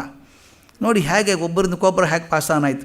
ಆಮೇಲೆ ಹುಡುಗನಿಗೆ ಅಪ್ಪ ಹೇಳ್ದ, ಹೋಗಿ ತೆಗಿ ನೀನು ಮೊದಲು ಅದನ್ನು, ಸರಿ ಮಾಡೋದನ್ನೆಲ್ಲ 5 ನಿಮಿಷದಲ್ಲಿ ಮಾಡಬೇಕು ಅಂತ. ಹುಡುಗ ಮಾಡ್ತಾನೆ. ಅವನು ಹೊರಗಡೆ ಹೋದ, ಆ ಸೈಕಲ್ ಬಿದ್ದು ಅದಕ್ಕೊಂದು ಜೋರಾಗಿ ಒದ್ದ, ಮತ್ತಿಷ್ಟು ಇಟ್ಟಿಗೆ ತೊಗೊಂಡು ಇನ್ನೊಂದು ಕಲ್ ಮೇಲೆ ಹಾಕಿದ, ಸುಮ್ಮನೆ ಕೂತ್ಕೊಂಡ. ಆಟದ ಪಕ್ಕದ ಮೇಲೆ ಅವ್ರ ನಾಯಿ ಬಂತು, ಅದಕ್ಕೆ ಒದ್ದ. ಆ ನಾಯಿ ಬಿಡ್ತಾ ಇನ್ನೊಂದು ಬೆಕ್ಕಿನ ಅಡ್ಸ್ಕೊಂಡು ಹೋಯ್ತದು. ಅದಕ್ಕೆ ಹೇಳ್ತಾರೆ, ಕೊನೆಗೆ the anger of the boss is transfer to the neighbours cat ಅಂತ. ಯಾರ ಮೇಲೂ ಎಲ್ಲೋ. ಅದಕ್ಕೆ ಹೊರ ಕೋಣೆಯಲ್ಲಿ ಲೋಗರಾಟಗಳ ನಾಡು. ಲೋಗರಾಟ ಆಡಬೇಕು, ಒಳಮನೆಯ ಶಾಂತಿಯಲ್ಲಿ ಆಟ ಬರಬಾರ್ದು. ಅದಕ್ಕೆ ವಿರಮಿಸೊಬ್ಬನೇ ಮೌನದ ಒಳಮನೆಯ ಶಾಂತಿಯಲ್ಲಿ, ವರಯೋಗ ಸೂತ್ರವಿದು ಮಂಕುತಿಮ್ಮ. ಹೀಗೆ ಬದುಕಿದವರು ತುಂಬ ಜನ ಇದ್ದಾರೆ. ಆಟವನ್ನು ಆಡಿ ಜಗತ್ತಿನಲ್ಲಿ ಬೇಕಾದಂಥ ಕರ್ತವ್ಯಗಳನ್ನು ಮಾಡಿ ಹೊರಗಡೆ ಅರಮನೆಯ ಶಾಂತಿಯಲ್ಲಿ ವಿರಮಿಸಿದವರಿದ್ದಾರೆ. ಅಂಥವರೊಬ್ಬರು ನೆನಪು ನನಗಾಗ್ತದೆ. ಪಂಚಕಾಕ ಅಂತ, ಗುಜರಾತದಲ್ಲಿ ಬಹುದೊಡ್ಡ ಹೆಸರಿದು. ಈ ದಾಂಡಿ ಯಾತ್ರೆ ಮಾಡಿದ್ರಲ್ಲ ಗಾಂಧೀಜಿ, ದಾಂಡಿಗೆ ಹತ್ತಿರ ಆದಂಥ ಒಂದು ಊರು ಕಾರಾಡಿ ಅಂತ ಒಂದು ಊರಿದೆ. ಆ ಕಾರಾಡಿ ಊರಲ್ಲಿ ಒಬ್ಬ ಮನುಷ್ಯ ಇದ್ದ, ಪಂಚಕಾಕ ಅಂತ ಇದ್ದರು. ಸಾಮಾನ್ಯವಾಗಿ ಕಾಕ ಮಾಮ ಅನ್ನೋದು ಮಹಾರಾಷ್ಟ್ರದಲ್ಲಿ ತುಂಬ ಜಾಸ್ತಿ. ಆ ಕಾಕ ಸರ್ಪಂಚ್ ಆಗಿದ್ದವನು. ಈ ಪಂಚಾಯತಿ ಚೇರ್ಮನ್ರಿಗೆ ಸರ್ಪಂಚ್ ಅಂತಾರೆ. ಅವನು ಸರ್ಪಂಚ್ ಆಗಿದ್ದವನು, ಭಾರಿ ಶ್ರೀಮಂತ, ಮನೆಯಿಂದ ಭಾರಿ ಶ್ರೀಮಂತ ಅವನು. ಅವನು ಹಾಗೆ ಇದ್ಕೊಂಡಾಗ ಪಂಚಾಯತಿ ಚೇರ್ಮನ್ ಆಗಿದ್ದವನು ಒಂದು ದಿವಸ ಈ ಗಾಂಧೀಜಿಯವ್ರ ಮಾತು ಕೇಳ್ದ. ಎಲ್ಲೋ ಓಹೋ ದೇಶಕ್ಕೆ ಹೋಗಬೇಕು, ನಾನು ಸೇವೆಗೆ ಹೋಗಬೇಕು ಅಂದ. ಎಲ್ಲ ಬಿಟ್ಟ, ಗಾಂಧೀಜಿ ಸೇವೆಗೆ ಹತ್ಬಿಟ್ಟ. ಚಳವಳಿ ಶುರು ಆಯಿತು. ಚಳವಳಿಗೆ ಹೋದ ಇವನು. ಹೋದ ತಕ್ಷಣ ಪೊಲೀಸರು ಬಂದು ಇವನು ಅರೆಸ್ಟ್ ಮಾಡಿಕೊಂಡ್ರು. ಅರೆಸ್ಟ್ ಮಾಡೋದಷ್ಟೇ ಅಲ್ಲ, ಇವನು ಏನು ಆಸ್ತಿ ಇತ್ತೋ ಆಸ್ತಿ ಎಲ್ಲ ಸೀಸ್ ಮಾಡ್ಕೊಂಡು ತೊಗೊಂಡ್ಬಿಟ್ರು. ಆ ಪೊಲೀಸರೆಲ್ಲ ಇದೇ ಊರವರಲ್ಲ, ಗೊತ್ತಿರ್ತದಲ್ಲ ಅವರಿಗೆ. ಕಾಕ ಏನೇನು ಪರಿಸ್ಥಿತಿ ಅಂದರು. ನೀನು ರಾಜ ಇದ್ದಂಗೆ ಇರ್ಬೋದು, ಅಷ್ಟು ಶ್ರೀಮಂತಿಕೆ ಇದೆ ನಿನಗೆ, ಆಸ್ತಿ ಇದೆ, ಈಗ ಜೈಲಲ್ಲಿ ಹೋಗ್ತಾ ಇದ್ದೀನಿ ನೀನು, ನಿನ್ನ ಗತಿ ಏನು ಆಸ್ತಿ ಇದು ಅಂತ. ಅವನು ಹೇಳಿದ, ಆಸ್ತಿ ಚಿಂತೆನೇ ಕೆಡಿಸ್ಕೊಳ್ಳಲ್ಲ, ನಾನು ತಲೆ ಕೆಡಿಸ್ಕೊಳ್ಳಲ್ಲ. ಸ್ವಾತಂತ್ರ್ಯ ಸಿಗೋ ತನಕ ನಾನು ಆಸ್ತಿ ಕಡೆ ತಿರುಗಿ ನೋಡಲ್ಲ, ನಾನು ಹೀಗೆ ಇರ್ತೀನಿ. ಗಾಂಧೀಜಿ ಹೇಳಿಬಿಟ್ಟಿದ್ದೆ, ಅವ್ರು ಹಿಂದೆ ಹೋಗ್ತೀನಿ ಅಂತ ಹೊರಟ. ಜೈಲಿಗೆ ಹಾಕಿದರು. ಹೊರಗೆ ಬರೋದು, ಚಳವಳಿಗೆ ಸೇರ್ಕೊಳ್ಳೋದು, ಮತ್ತು ಜೈಲಿಗೆ ಹೋಗೋದು, ಇದೇ ಕೆಲಸ. ಅವನು ತನ್ನ ಆಸ್ತಿ ಕಡೆ ತಿರುಗಿ ನೋಡಲಿಲ್ಲ. 1937ನೇ ಇಸ್ವಿಗೆ BG ಖೇರ್ ಅವರು ಮಹಾರಾಷ್ಟ್ರದ ಚೀಫ್ ಮಿನಿಸ್ಟರ್ ಅಂತ ಮಾಡಿದರು. ಪಾರ್ಷಿಯಲ್ ಸ್ವಾತಂತ್ರ್ಯ ಇದ್ದ ಹಾಗೆ ಕೊಡುವಂಥದ್ದು. ಆಗ ಖೇರ್ ಅವ್ರಿಗೆ ಗೊತ್ತಾಯಿತು, ಪಂಚಕಾಕ ಕಳ್ಕೊಂಡ್ಬಿಟ್ಟಿದ್ದಾನೆ, ಆಸ್ತಿ ಎಲ್ಲ ಪಟ್ಟಿ ಮಾಡಿಸಿ ಅಂದರು. ಏನೇನು ಕಳ್ಕೊಂಡಿದ್ದಾನೆ? ಸೀಸ್ ಮಾಡಿದ್ರಲ್ಲ, ಪ್ರಾಪರ್ಟಿ ತರಿಸಿದ್ರು, ಪಂಚಕಾಕನ ಕರೆಸಿದ್ರಂತೆ.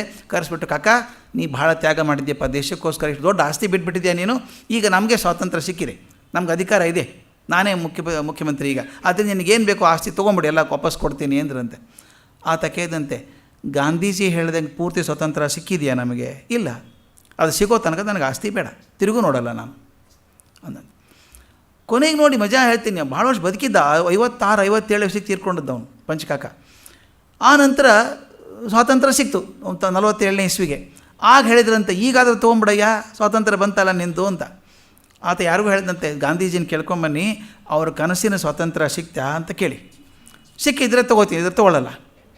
ಗಾಂಧಿ ನಾನು ಪೂರ್ತಿ ನನ್ನ ಸ್ವಾತಂತ್ರ್ಯದ ಕನಸು ಏನಿತ್ತು ಆ ಕನಸು ಸರಿ ಆಗಲಿಲ್ಲಪ್ಪ ಅಂದ್ರಂತೀವಿ. ಹಾಗಾದ್ರೆ ನನಗೆ ಆಸ್ತಿ ಬೇಡ, ತೊಗೊಳ್ಳಿಲ್ಲ, ಆಸ್ತಿ ತೊಗೊಳ್ಳಿಲ್ಲ. ಆದರೆ ಸ್ವಾತಂತ್ರ್ಯಕ್ಕೋಸ್ಕರ ಹೋರಾಟ ಬಿಡಲಿಲ್ಲ, ಚಳುವಳಿಗೆ ಭಾಗವಹಿಸೋದನ್ನು ಬಿಡಲಿಲ್ಲ. ಯಾರೋ ಹೇಳಿದ್ರಂತೆ, ನೀನೇನೋ ಅಂತೀಯಪ್ಪ ಹೀಗೆ, ನಾಳೆ ನಿನ್ನ ಮಕ್ಕಳು ಹೆಂಡತಿ ಮಕ್ಕಳು ಏನು ಗತಿ? ಮದುವೆನಾಗಿಲ್ಲ ಅವನು ಹೇಳ್ತಾನೆ, ನನಗೆ ಗೊತ್ತಿತ್ತಿದು, ಯಾವಾಗ ನಾ ಗಾಂಧೀಜಿ ಹಿಂದೆ ಹೋಗೋಕ್ಕೆ ಚಳುವಳಿಗೆ ಶುರು ಮಾಡಿದ್ನೋ ಜೈಲಿಗೆ ಹಾಕ್ತಾರೆ, ನಾಳೆ ನನ್ನ ಹೆಂಡತಿ ಮಕ್ಕಳು ಪ್ರಶ್ನೆ ಮಾಡ್ತಾರೆ ಅಂತ ಗೊತ್ತಿದೆ, ಅದಕ್ಕೆ ಮದುವೆನೇ ಆಗೋಲ್ಲ ಅಂತ ತೀರ್ಮಾನ ಮಾಡಿಬಿಟ್ಟಿದ್ದೀನಿ ನಾನು. ಕೊನೆವರೆಗೂ ಮದುವೆ ಆಗದೆ ಹಾಗೆ ಉಳ್ಕೊಂಡು ತನ್ನ ಆಸ್ತಿಯ 1 ಇಂಚನ್ನು ಕೂಡ ಪಡ್ಕೊಳ್ಳಾರದೆ ಸ್ವತಂತ್ರ ಸೇನಾನಿಯಾಗಿ ಅವ್ರ ಜೊತೆಗೆ ಎದ್ದು ಕೆಲಸ ಮಾಡಿದಂಥ ಮನುಷ್ಯ. ಹೋರಾಡೋದಕ್ಕೆ ಏನೂ ಕಮ್ಮಿ ಇಲ್ಲ. ಆತನ ವೈಯಕ್ತಿಕವಾಗಿ ಬಂದಾಗ ನನಗೇನೂ ಬೇಡ ಅಂತ ಅಂಟಿಯೂ ಅಂಟದಿರುವ ಹಾಗೆ ತನ್ನ ಬದುಕಿದಂಥವ್ರು ಪಂಚಕಾಕ. ಅವನು 2 ಕೋಣೆ ಮಾಡ್ಕೊಂಡಿದ್ದವನು, ಅದರ ಯಶಸ್ವಿ ಪಡ್ಕೊಂಡಂಥವನು. ಈ 4ನೇ ಅಧ್ಯಾಯದ ಸೂತ್ರವಾದಂಥ ಅಸಂಗ ಕರ್ಮ ಇದೆಯಲ್ಲ, ಇದರ ಅವಶ್ಯಕತೆಯನ್ನು ಹೇಳುವ ಹಾಗೆ ಒಂದು ಪದ್ಯ ಧಾಳ ಆ ಇಡೀ ಅಧ್ಯಾಯಕ್ಕೆ ಹೊಂದುವಂಥ ಒಂದು ಮಾತಿದೆ. ಪದ್ಯ 73. ನಂಟು ತಂಟೆಗಳ ಗಂಟು ಈ ಬ್ರಹ್ಮ ಭಂಡಾರ, ನಂಟು ತಂಟೆಗಳ ಗಂಟು ಈ ಬ್ರಹ್ಮ ಭಂಡಾರ, ಅಂಟಿಲ್ಲ ಎನಗಿದರೊಳು ಎನ್ನದಿರು ಎಂದೆಂದು, ಒಂಟಿ ನೀನು ಒಳ ಜಗಕ್ಕೆ ಭಂಟ ಹೊರ ಜಗಕ್ಕಾಗಿ. ಅದೇ 2 ಕೋಣೆಗಳ ಮಾಡಿ ಅದು ಹೇಳುವಂಥ ರೀತಿ. ಒಂಟಿ ನೀನು ಒಳ ಜಗಕ್ಕೆ ಭಂಟ ಹೊರ ಲೋಕಕ್ಕಾಗಿ, ಒಂಟಿಸಿಕೋ ಜೀವನವ ಮಂಕುತಿಮ್ಮ, ಒಂಟಿಸ್ಕೋಬೇಕು ಜೀವನ. ನಂಟು ತಂಟೆಗಳ ಗಂಟು, ನಂಟು ತಂಟೆಗಳು 2 ಇರ್ತವೆ. ನಂಟು ತಂಟೆಗಳ ಗಂಟು ಈ ಬ್ರಹ್ಮ ಭಂಡಾರ, ಅಂಟಿಲ್ಲ ಎನಗಿದರೊಳು ಎನ್ನದಿರು ಎಂದೆಂದು. ನಾನು ಯಾವುದೂ ಕಾಣಿಸ್ಕೊಳ್ಳಿಲ್ಲ, ಪೂರ್ತಿ ಬೇರೆ ಇದ್ದೀನಿ ಅಂತ ಅನ್ಕೋಬೇಡ ಯಾವ್ದೂ. ಒಂಟಿ ನೀನು ಒಳ ಜಗಕ್ಕೆ, ನಿನ್ನ ವೈಯಕ್ತಿಕ ಒಳ ಜಗಕ್ಕೆ ನೀನು ಒಂಟಿಯಾಗಿರು, ಭಂಟ ಹೊರ ಜಗಕ್ಕಾಗಿ. ಒಂಟಿಸ್ಕೊಂಡು ಹೊಂದಿಸ್ಕೊ, ಅಡ್ಜಸ್ಟ್ ಮಾಡ್ಕೊ, ನಿನ್ನ ಜೀವನವನ್ನು ಹೊಂದಿಸಿಕೋ ನಿನ್ನ ಜೀವನವ ಮಂಕುತಿಮ್ಮ. ಅದಕ್ಕೆ ಹೊಂದಿಸ್ಕೋಬೇಕು ಅಂತ ಹೇಳಿದರು. ಕೊನೆ ಒಂದು ಮಾತು ಇಡೀ ಅಧ್ಯಾಯಕ್ಕೆ ಹೊಂದುವಂಥ, ಸನ್ಯಾಸ ಯೋಗಕ್ಕೆ ಹೊಂದುವಂಥ ಒಂದು ಯಾವಾಗಲೂ ಸೂತ್ರರೂಪ ಆಗಿರುವಂಥದ್ದು ಒಂದು ಪದ್ಯ ಇದೆ. ಪದ್ಯ 907. ಈ ಇಡೀ ಅಧ್ಯಾಯಕ್ಕೆ ಬರುವಂಥದ್ದು, ಅದು ಅಧ್ಯಾಯವನ್ನು ಪೂರ್ತಿ ಹೇಳುವಂಥದ್ದು. ಮುನಿವೃತ್ತಿ ಅಂದರೆ ಹೇಗಿರುತ್ತದೆ ಅಂತ. ತನು ರುಜೆಗೆ ಪಥ್ಯಾನ್ನ ಬಾಯ ಚಪಲಕ್ಕಲ್ಲ, ತನು ರುಜೆಗೆ ಪಥ್ಯಾನ್ನ ಬಾಯ ಚಪಲಕ್ಕಲ್ಲ, ಮನದ ಶಿಕ್ಷೆಗೆ ಲೋಕ ಮಮಕಾರಕ್ಕಲ್ಲ, ಗುಣಚರ್ಯ ವಿಶ್ವ ಸಮರಸಕ್ಕೆ ಕಾಮಿತಕ್ಕಲ್ಲ, ಮುನಿವೃತ್ತಿ ಸೂತ್ರವಿದು ಮಂಕುತಿಮ್ಮ. ಇಡೀ ಸನ್ಯಾಸ ಲಕ್ಷಣ ಹೇಗಿರಬೇಕು ಅನ್ನೋದನ್ನು 4 ಸಾಲಲ್ಲಿ ಚಂದ ಹೇಳ್ತಾರೆ. ತನು ರುಜೆಗೆ ಪಥ್ಯಾನ್ನ, ರುಜೆ ಅಂದರೆ ರೋಗ, ದೇಹಕ್ಕೇನಾದರೂ ರೋಗ ಬಂದರೆ ಪಥ್ಯ ಮಾಡು ಅಂತ ಹೇಳ್ತಾರೆ. ಆ ಪಥ್ಯದ ಅನ್ನ ಇದೆಯಲ್ಲ, ಪಥ್ಯದ ಆಹಾರ ಇದೆಯಲ್ಲ, ಪಥ್ಯ ಇದೆಯಲ್ಲ, ಅದು ತನುವಿಗೆ ರೋಗ ಆದಾಗ ತೊಗೊಳ್ಳುವಂಥದ್ದು. ಬಾಯಿ ಚಪ್ಪಲಕ್ಕಲ್ಲ, ಅದು ಬಾಯಿ ಚಪ್ಪಲಕ್ಕಲ್ಲ, ಪಥ್ಯದ ಅನ್ನ ಅಲ್ಲ. ದೇಹಕ್ಕೆ ರೋಗ ಆದರೆ ಪಥ್ಯ ಹೇಗೆ ತೊಗೋತೀವೋ ಹಾಗೆ ದೇಹಕ್ಕಲ್ಲ, ಅದು ದೇಹ ಗುಣ ಆಗಲಿಕ್ಕೆ ಅಂತ ಕೊಟ್ಟಂಥ ಅನ್ನ, ಬಾಯಿ ಚಪ್ಪಲಕ್ಕಲ್ಲ. ಮನದ ಶಿಕ್ಷೆಗೆ ಲೋಕ, ಈ ಲೋಕ ಇರೋದು ಸಂಭ್ರಮ ಪಡೋದಕ್ಕಲ್ಲ, ಬರೆದಾರೆ ಮಮಕಾರಕ್ಕಲ್ಲ. ಮಮಕಾರಗಳನ್ನು ಹೆಚ್ಚು ಬೆಳೆಸ್ಕೊಂಡು ಒದ್ದಾಡಿ ಅಂಟ್ಕೊಂಡು ಕೂಡೋದಕ್ಕಲ್ಲ, ಅದು ಎದಕ್ಕೆ? ಮನದ ಶಿಕ್ಷೆಗೆ ಲೋಕ. ಇದನ್ನು ಮನಸ್ಸಿಗೆ ಸದಾ ಶಿಕ್ಷಣ ಆಗಬೇಕು. ಪ್ರತಿ ಕ್ಷಣ ಮನಸ್ಸಿಗೆ ಶಿಕ್ಷಣ ಆಗಬೇಕಾದ್ರೆ ಲೋಕನೇ ಶಿಕ್ಷಕ. ನಮಗೆ ಲೋಕ ಕೊಡುವಷ್ಟು ಶಿಕ್ಷಣವನ್ನು ನೀನು ಯಾರೂ ಕೊಡೋಕ್ಕೆ ಸಾಧ್ಯ ಇಲ್ಲ. ನಾವು ಯೂನಿವರ್ಸಿಟಿಯಿಂದ ಡಿಗ್ರಿ ಪಡ್ಕೊಳ್ಬಹುದು, ಆದರೆ ಜೀವನದ ಶಿಕ್ಷಣ ಸಿಗೋದು ಜೀವನದ ಮೂಸೆಯಲ್ಲೇ ಸಿಗಬೇಕು ನಮಗೆ. ಅದಕ್ಕೆ ಹೇಳ್ತಾರೆ, ಮನದ ಶಿಕ್ಷೆಗೆ ಲೋಕ ಮಮಕಾರಕ್ಕಲ್ಲ, ಗುಣಚರ್ಯೆ ವಿಶ್ವ ಸಮರಸಕ್ಕೆ. ವಿಶ್ವದಲ್ಲಿ ಸಾಮರಸ್ಯ ಮಾಡೋದಕ್ಕೆ ನಿಮ್ಮ ಗುಣ, ನಿಮ್ಮ ಹಾವಭಾವಗಳು, ನಿಮ್ಮ ಚರ್ಯಗಳು, ನಡತೆ ಇರಬೇಕಾದ್ದು. ನನ್ನ ನಡತೆಗಳು ಹಾವಭಾವ ಚರ್ಯಗಳು ಇರಬೇಕಾದದ್ದು ವಿಶ್ವ ಸಮರಸಕ್ಕೆ, ವಿಶ್ವದಲ್ಲಿ ಸಾಮರಸ್ಯ ಇರೋದಕ್ಕೆ, ಕಾಮಿತಕ್ಕಲ್ಲ, ಏನು ವೈಯಕ್ತಿಕ ಆಸೆಗಳಿಗೋಸ್ಕರ ಅಲ್ಲ. ಮುನಿವೃತ್ತಿ ಸೂತ್ರವಿದು ಮಂಕುತಿಮ್ಮ. ಒಬ್ಬ ಸನ್ಯಾಸಿ ಆದವನು ಹ್ಯಾಗೆ ಬದುಕಬೇಕು ಅಂತ ಹೇಳುವಂಥ ಮಾತು. ಒಂದು ವಿಶೇಷವಾಗಿ ಹೇಳಬೇಕಾದ್ದಿಲ್ಲಿ, ಒಬ್ಬ ಸನ್ಯಾಸಿಗೆ ಮುಖ್ಯವಾದ ಗುಣ ತಾಳ್ಮೆ ಅಂತ ಹೇಳಿದ್ವಿ ಆಗ ಹೇಳಿದಾಗ, ಸಹನೆ ಅಂತ ಒಂದು ಹೇಳಿದ್ವಿ. ಇದೆಲ್ಲಕ್ಕಿಂತ ಮುಖ್ಯವಾದ ಗುಣ ಅಂದರೆ ಕ್ಷಮೆ ಅಂತ ಕೃಷ್ಣ ಹೇಳ್ತಾನೆ ಕೊನೆಗೆ. ಯಾವುದನ್ನು ಮನಸ್ಸಲ್ಲಿ ಇಟ್ಕೊಳ್ಳೋದಿಲ್ಲ, ಯಾರ ಬಗ್ಗೆನೂ ಅವನಿಗೆ ಕೋಪ ಇಲ್ಲ, ತಾಪ ಇಲ್ಲ, ದ್ವೇಷ ಇಲ್ಲ, ಅಂಥವನು ಮಾತ್ರ ದೊಡ್ಡ ಮುನಿ ಆಗೋಕ್ಕೆ ಸಾಧ್ಯ ಇದೆ ಅಂತ. ಅದನ್ನು ಓದಿದಾಗ ನನಗನ್ನಿಸಿದ್ದು, ಇತ್ತೀಚೆಗೆ ವಿಕ್ಟರ್ ಚಾನ್ ಅಂತನ್ನೊಬ್ಬ ಮನುಷ್ಯ ದಲೈ ಲಾಮಾ ಬಗ್ಗೆ ಪುಸ್ತಕ ಬರೆದಿದ್ದಾನೆ. ತಮಗೆಲ್ಲರೂ ಸಿಕ್ಕರೆ ದಯವಿಟ್ಟು ಓದಿ, ಅದ್ಭುತವಾದ ಪುಸ್ತಕ. ದಲೈ ಲಾಮಾ ಬಗ್ಗೆ ಬೇಕಾದಷ್ಟು ಪುಸ್ತಕ ಬಂದಿದೆ, ಇದು ಬಹುಶಃ ನನಗನ್ನಿಸ್ಬಿಟ್ಟು ಅತ್ಯದ್ಭುತವಾದ ಪುಸ್ತಕ. ದಲೈ ಲಾಮಾ ಅವರನ್ನು ಸಂದರ್ಶನ ಮಾಡಿ ಬರೆದಂಥ ಪುಸ್ತಕ. ಆತ ದಲೈ ಲಾಮಾ ಅವ್ರ ಪುಸ್ತಕ ಬರೆದಾಗ ಅವ್ರು ಕೇಳಿದಂತೆ 1989ರಲ್ಲಿ ದಲೈ ಲಾಮಾ ಅವರಿಗೆ ನೊಬೆಲ್ ಪ್ರಶಸ್ತಿ ಬಂತು, ಶಾಂತಿ ಪ್ರಶಸ್ತಿ ಬಂತು. ಜಗತ್ತಿನೆಲ್ಲ ಮರ್ಯಾದೆ ಇದೆ ಈಗ. ಆದರೆ ಮೂಲತಃ ಟಿಬೆಟ್ ಬಿಟ್ಟು ಬರಬೇಕಾಯ್ತು ಅವರು. ಚೈನೀ ದಾಳಿ ಬಂದಾಗ ತಮ್ಮ ದೇಶವನ್ನು ಬಿಟ್ಟು ಭಾರತದಲ್ಲಿ ಬಂದು ಕೂತ್ಕೊಂಡು ಅಲೆಮಾರಿಗಳ ಹಾಗೆ ಓಡಾಡಬೇಕಾಯ್ತು. ಕಷ್ಟಪಟ್ಟು, ತುಂಬ ಕಷ್ಟಪಟ್ಟರು. ಅದಕ್ಕೆ ಅವನು ಚಾನ್ ಕೇಳ್ತಾನೆ, ವಿಕ್ಟರ್ ಚಾನ್ ಕೇಳ್ತಾನೆ, ನಿಮ್ಮ ಮನಸ್ಸಿಗೆ ಬಹಳ ನೋವಿರಬೇಕಲ್ಲ ಚೈನೀಸ್ಗಳ ಬಗ್ಗೆ, ತುಂಬ ತೊಂದರೆ ಕೊಟ್ಟರು ಅಂತ. ಅವ್ರ ಬಗ್ಗೆ ಒಳಗಡೆ ಎಲ್ಲೋ ಒಂದು ಕಡೆ ಕೋಪ ಇರ್ಬೋದಲ್ಲ, ದಯವಿಟ್ಟು ಪ್ರಾಮಾಣಿಕವಾಗಿ ಹೇಳಿ ನನಗೆ. ನೀವು ಮನುಷ್ಯರು, ಸನ್ಯಾಸಿ ಆಗಿರ್ಬೋದು, ಆದರೆ ಎಲ್ಲೋ ಒಂದು ಕಡೆ ಚೀನಿಯರನ್ನ ತುಂಬ ತೊಂದರೆ ಕೊಟ್ಟರು ಅಂತ ಒಂದು ಆಗ್ರಹ ಇರ್ಬೋದಲ್ಲ ಮನಸ್ಸಲ್ಲಿ ಅಂತ. ಅದಕ್ಕೆ ಅವ್ರು ಹೇಳ್ತಾರೆ, ನನಗೇನೂ ಇಲ್ಲಪ್ಪ, ಅವ್ರ ಬಗ್ಗೆ ದ್ವೇಷ ಇಲ್ಲ, ಕೋಪ ಇಲ್ಲ, ಏನೂ ಇಲ್ಲ. ನನಗೆ ಅವ್ರ ಬಗ್ಗೆ ಅವ್ರನ್ನ ಯಾವತ್ತೋ ಕ್ಷಮೆ ಮಾಡಿಬಿಟ್ಟಿದ್ದೀನಿ. ನನಗೆ ಕೊಟ್ಟು ತೊಂದರೆಗಳು ಕ್ಷಮೆ ಮಾಡಿಬಿಟ್ಟಿದ್ದೀನಿ. ಯಾವಾಗ ಕ್ಷಮೆ ಮಾಡಿದ್ದೋ ಅವತ್ತು ನನಗೆ ಕೋಪ ಕಳೆದು ಹೋಯ್ತು ಅಂತ ಹೇಳಿದ್ರಂತೆ. ಅವನಂತ ಹೇಳೋದಕ್ಕೆ ಸುಲಭ ಅನಿಸುತ್ತೆ, ಅಷ್ಟು ನೋವು ಕೊಟ್ಟಿದ್ದಾರಲ್ಲ, ಹೆಂಗೆ ಮರಿತೀರಿ ಅದನ್ನು ಅಂತ. ಆಗ ದಲೈ ಲಾಮಾ ಹೇಳುವಂಥ ಮಾತು, ನಾನು ಇದನ್ನು ಕಲ್ತದ್ದು ಇನ್ನೊಬ್ಬನ ಕಡೆಯಿಂದ ಕಲ್ತಿದ್ದು. ಲಾಪೋನ್ ಲಾ ಅಂತ ಒಬ್ಬ ಹುಡುಗ, ಅವನ ಕಡೆಯಿಂದ ನಾನು ಈ ತಾಳ್ಮೆಯನ್ನು ಕಲ್ಕೊಂಡೆ, ಮತ್ತೊಬ್ಬರನ್ನ ದ್ವೇಷ ಮಾಡಬಾರ್ದು ಅನ್ನೋದನ್ನು ಕಲ್ಕೊಂಡೆ ಅಂತ. ಯಾರು ಇವನು ಲಾಪೋನ್ ಲಾ ಅಂತ ವಿಕ್ಟರ್ ಚಾನ್ ಕೇಳ್ತಾನೆ. ಹಾಗಾದ್ರೆ ನಾನು ಸಣ್ಣವನಿದ್ದಾಗ ಈ ಲಾಪೋನ್ ಲಾನ್ ನೋಡಿದ್ದೆ. ಆ ಲಾಪೋನ್ ಲಾ ಸನ್ಯಾಸಿ, ಅವನು ಲಾಸಾ ಅಂತ ಪ್ರದೇಶ ಇದೆ ಟಿಬೆಟಲ್ಲಿ, ಲಾಸಾ ಪ್ರದೇಶಕ್ಕೆ ಸೇರಿದವನು. ಅವನು ಚೀನಿಯರು ಹಿಡ್ಕೊಂಡು ಹೋಗ್ತಾರೆ. ಹಿಡ್ಕೊಂಡು ಹೋಗಿ ಜೈಲಿನಲ್ಲಿದ್ದು ಎಷ್ಟು ವರ್ಷ ಸ್ವಾಮಿ ತಳ್ಕೊಳ್ಳೋಕೆ ಸಾಧ್ಯ ಇರೋದು ಮನುಷ್ಯನಿಗೆ? 18 ವರ್ಷ ಜೈಲಲ್ಲಿ ಇಡ್ತಾರೆ. ದಿನಕ್ಕೊಂದು ಹೊಸ ಚಿತ್ರಹಿಂಸೆ.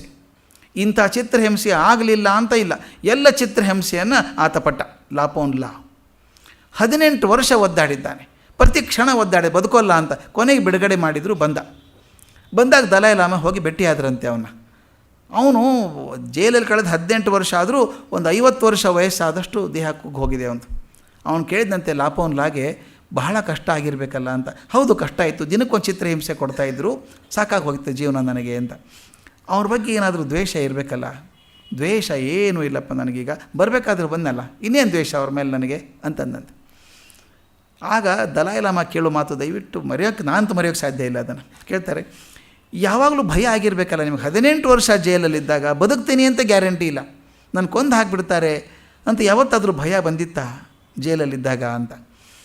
ಆಗ ಲಾಪೋನ್ ಲಾ ಹೇಳ್ತಾನೆ, ಭಯ ಇತ್ತು, ಅದು ಸಾಯ್ತೀನಿ ಅಂತ ಭಯ ಇರಲಿಲ್ಲ. ದಿನನಿತ್ಯ ಭಗವಂತನ ಪ್ರಾರ್ಥನೆ ಮಾಡ್ತಾಯಿದ್ದೆ, ಆ ಭಯ ಮಾತ್ರ ನನಗಿತ್ತು, ಯಾವಾಗಲೂ ಇತ್ತು.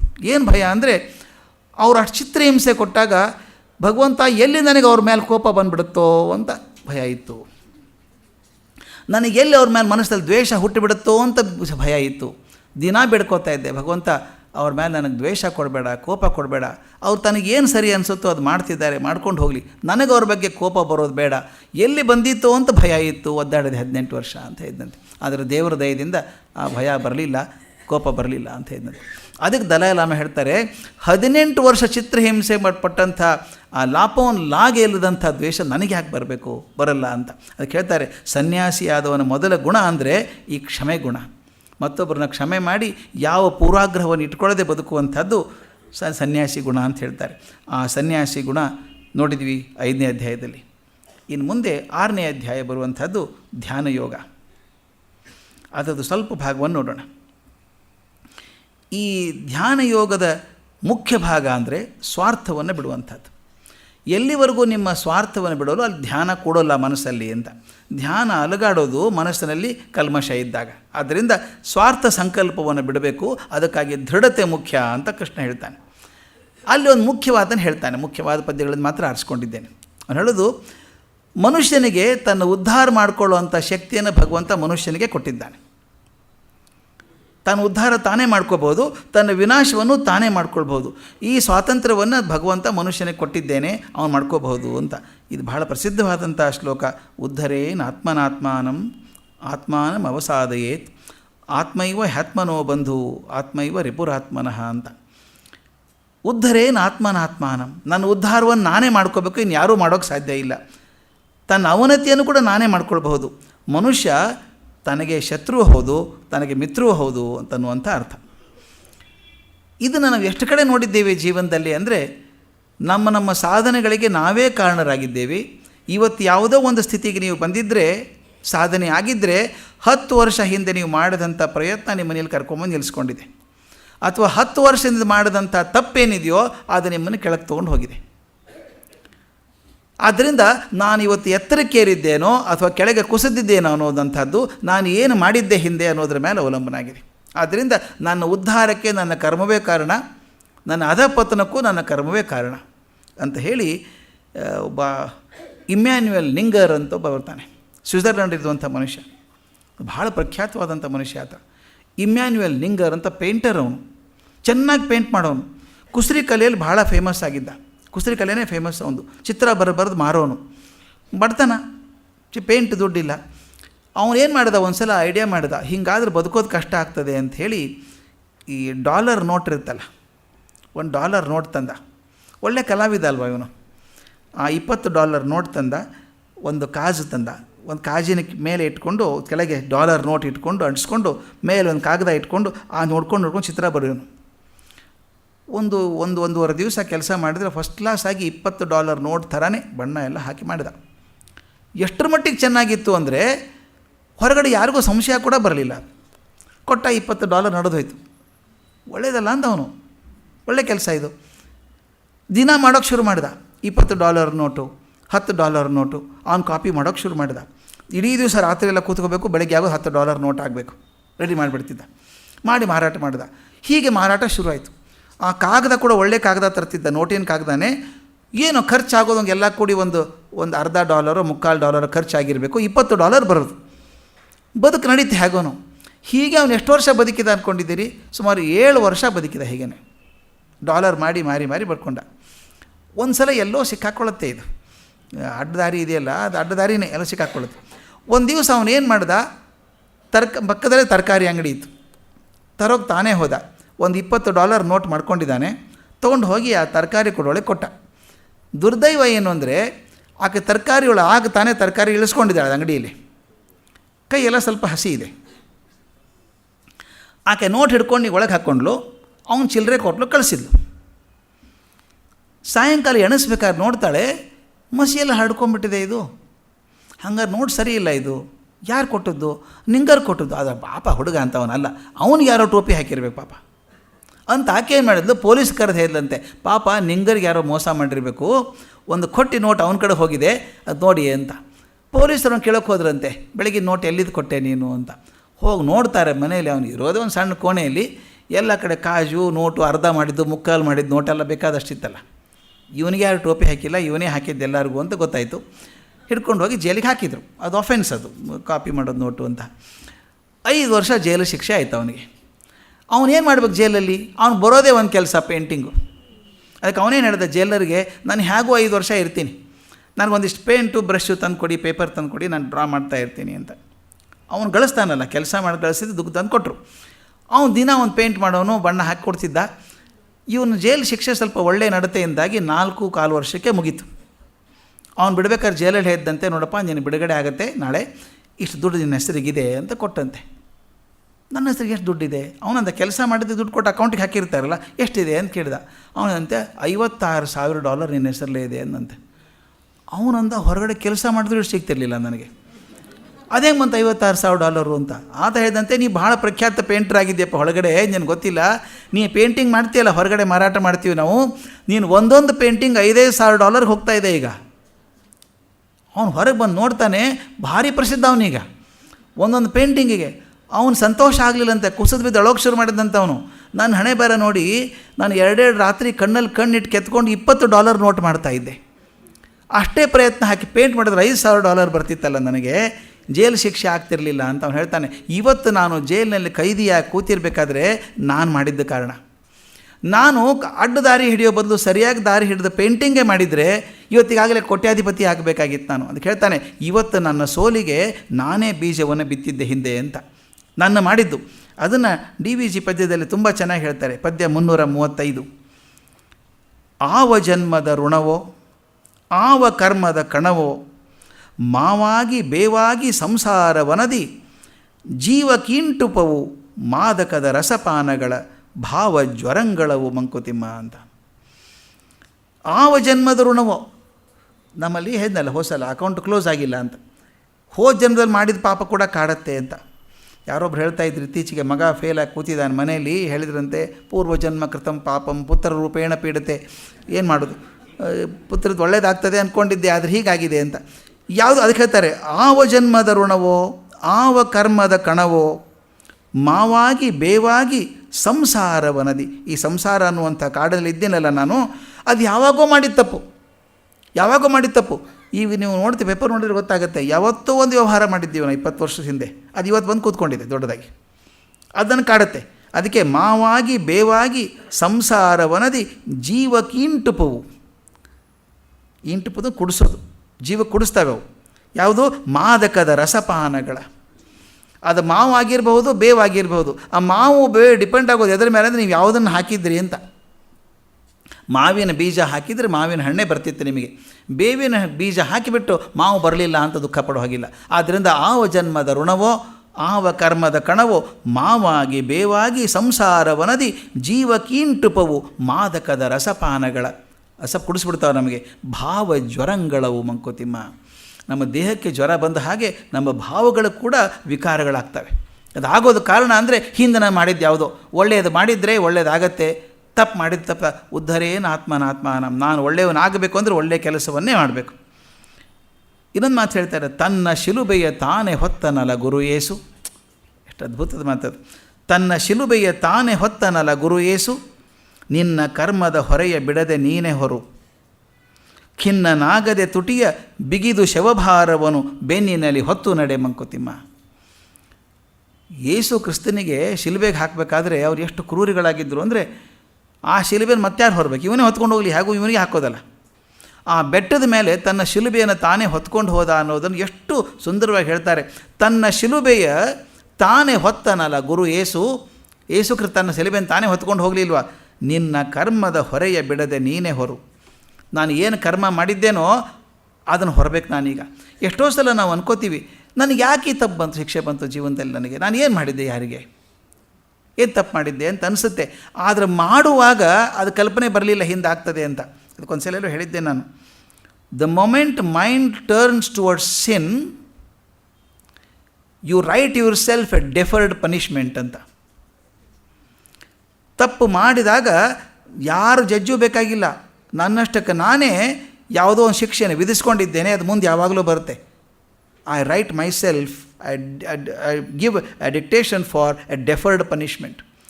ಪನಿಷ್ಮೆಂಟ್ ಇವತ್ತು ಬರಲಿಕ್ಕೆಲ್ಲ ನಾಳೆ ಬರ್ಬೋದು, ಆಗ ಮರೆತು ಹೋಗಿರ್ತೇನೆ ನಾನು ಮಾಡಿದ್ದಿದ್ದು, ನನಗೆ ಯಾಕೆ ಈ ಶಿಕ್ಷೆ ಎಂದಿರ್ತೀನಿ. ಅದು ಅವಾಗ ಬೀಜ ಹಾಕಿದ್ದಲ್ಲಿ ಅದ್ರ ಫಲ ಎಲ್ಲಿ ಕೊಟ್ಟಿದೆ. ಅದಕ್ಕೆ ಹೇಳ್ತಾರೆ, ನಿನ್ನ ಕರ್ಮದ ಹೊರೆಯ ಬಿಡದೆ ನೀನೇ ಹೊರು. ಖಿನ್ನನಾಗದೆ ತುಟಿಯ ಬಿಗಿದು ಶವಭಾರವನ್ನು ಬೆನ್ನಿನಲ್ಲಿ ಹೊತ್ತು ನಡೆ ಮಂಕುತಿಮ್ಮ. ಆ ಕರ್ಮದ ಶವಭಾರ ಇದೆಯಲ್ಲ, ಅದು ನೀನೇ ಹೊತ್ಕೋಬೇಕು. ಯಾಕೆ ಕರ್ಮಕ್ಕೆ ನೀನೇ ಜವಾಬ್ದಾರಿ ತಾನೆ. ಹೆಸರು ಹೇಳೋದು ಬೇಡ. ತುಂಬ ದೊಡ್ಡವರಾಗಿದ್ದವರು ಇಲ್ಲಿವರೆಗೂ. ಅವರು ಮನೆ ಕರ್ಕೊಂಡು ಹೋಗಿದ್ರು, ನನ್ನ ಕರ್ಕೊಂಡು ಹೋಗಿ ಹೇಳಿದರು, ನೋಡಿ ಎಲ್ಲರೂ ನನಗೆ ಹಾಗೆ ಹೀಗೆ ದುಡ್ಡು ಮಾಡಿದ್ಯಾ, ಅನ್ಯಾಯದಿಂದ ದುಡ್ಡು ಮಾಡಿದ್ಯಾ ಅಂತಾರೆ. ನಾನು ಏನು ಮಾಡಿದೆ ಸರ್, ಅವಕಾಶ ಇತ್ತು ಮಾರ್ಕೆಟಲ್ಲಿ, ಎಲ್ಲರೂ ಮಾಡಿದ್ರು, ನಾನೂ ಮಾಡಿದೆ, ತಪ್ಪೇನಿದೆ? ಏನೂ ಇರಲಿಲ್ಲ ಸರ್, ಸೈಕಲ್ ಮೇಲೆ ಹೋಗ್ತಾ ಇದ್ದೆ ನಾನು, ಮತ್ತೊಬ್ಬರು ಬಸ್ ಟಿಕೆಟ್ ಹಿಡ್ಕೊಂಡು ಜಾಗ ಹಿಡ್ಕೊಂಡು ಓಡಾಡ್ತಾ ಇದ್ದೆ ನಾನು. ಇವತ್ತು ನನಗೆ ಎಷ್ಟೋ ಸಾವಿರ ಕೋಟಿ ಬಂದಿದೆ, ವ್ಯವಹಾರದಲ್ಲಿ ಬಂದಿದ್ದಾನೆ, ಏನು ತಪ್ಪಿದೆ ಅಂದರು. ನಿಮ್ಮ ಅಭಿಪ್ರಾಯ ಹೇಳಿ ಸರ್, ನನ್ನ ಗೌರವ ಇದೆ ಅಂದರು. ನಾನು ಹೇಳಿದೆ, ಗೌರವ ಇದೆ ಸಂತೋಷ, ಆದರೆ ಹೇಳಿದ ಮೇಲೆ ಬೇಜಾರು ಮಾಡ್ಕೋಬೇಡಿ, ನೀವು ಶ್ರೀಮಂತರಾಗಿದ್ದಕ್ಕೆ ನನಗೇನು ತಕರಾರಿಲ್ಲ. ಆದರೆ ನೀವೇ ಹೇಳಿದ್ರಿ 10 ವರ್ಷದಿಂದ ಏನೂ ಇರಲಿಲ್ಲ, ಸೈಕಲ್ ಕೂಡ ಇರಲಿಲ್ಲ ಅಂತ ಹೇಳ್ತಾ ಇದ್ರಿ. 10 ವರ್ಷದಲ್ಲಿ ಈ ಶೂನ್ಯದಿಂದ 10,000 ಕೋಟಿನೋ ಎಷ್ಟೋ ಸಾವಿರ ಕೋಟಿ ಅಂತ ಇಟ್ಕೊಂಡ್ರೆ ಇದು ಪ್ರಾಮಾಣಿಕವಾಗಿ ಆಗೋಕ್ಕೆ ಸಾಧ್ಯ ಇಲ್ಲ ಅಂತ ಅನಿಸುತ್ತೆ ನನಗೆ.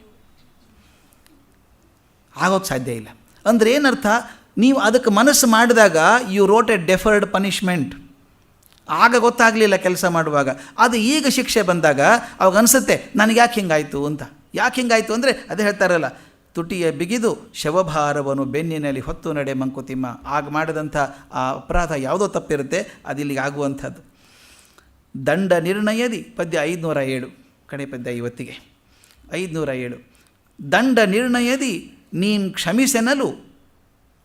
ದಂಡ ಕೊಡಬೇಕಾದ್ರೆ ಜಡ್ಜಿಗೆ ಹೋಗ್ತೀವಿ, ಕೋರ್ಟಿಗೆ ಹೋಗಿ ಕೇಳ್ಕೊತೀವಿ, ದಂಡ ಕೊಡಬೇಕಂತ ಅವನು.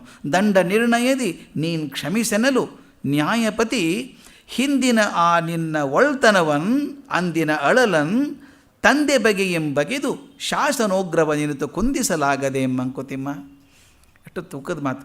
ಕೋರ್ಟಿಗೆ ಹೋಗಿದ್ದೇನೆ, ಶಿಕ್ಷೆ ಆಗಬೇಕು ನನಗೆ, ಜಡ್ಜಿ ಕೂತಿದ್ದಾನೆ, ಶಿಕ್ಷೆ ಹ್ಯಾಕೆ ಕೊಡ್ತಾನವನು ಅಂತ ಹೇಳ್ತಾನೆ. ನಿನಗೆ ಎದ್ರ ಮೇಲೆ ಶಿಕ್ಷೆ ಕೊಡ್ತಾನೆ?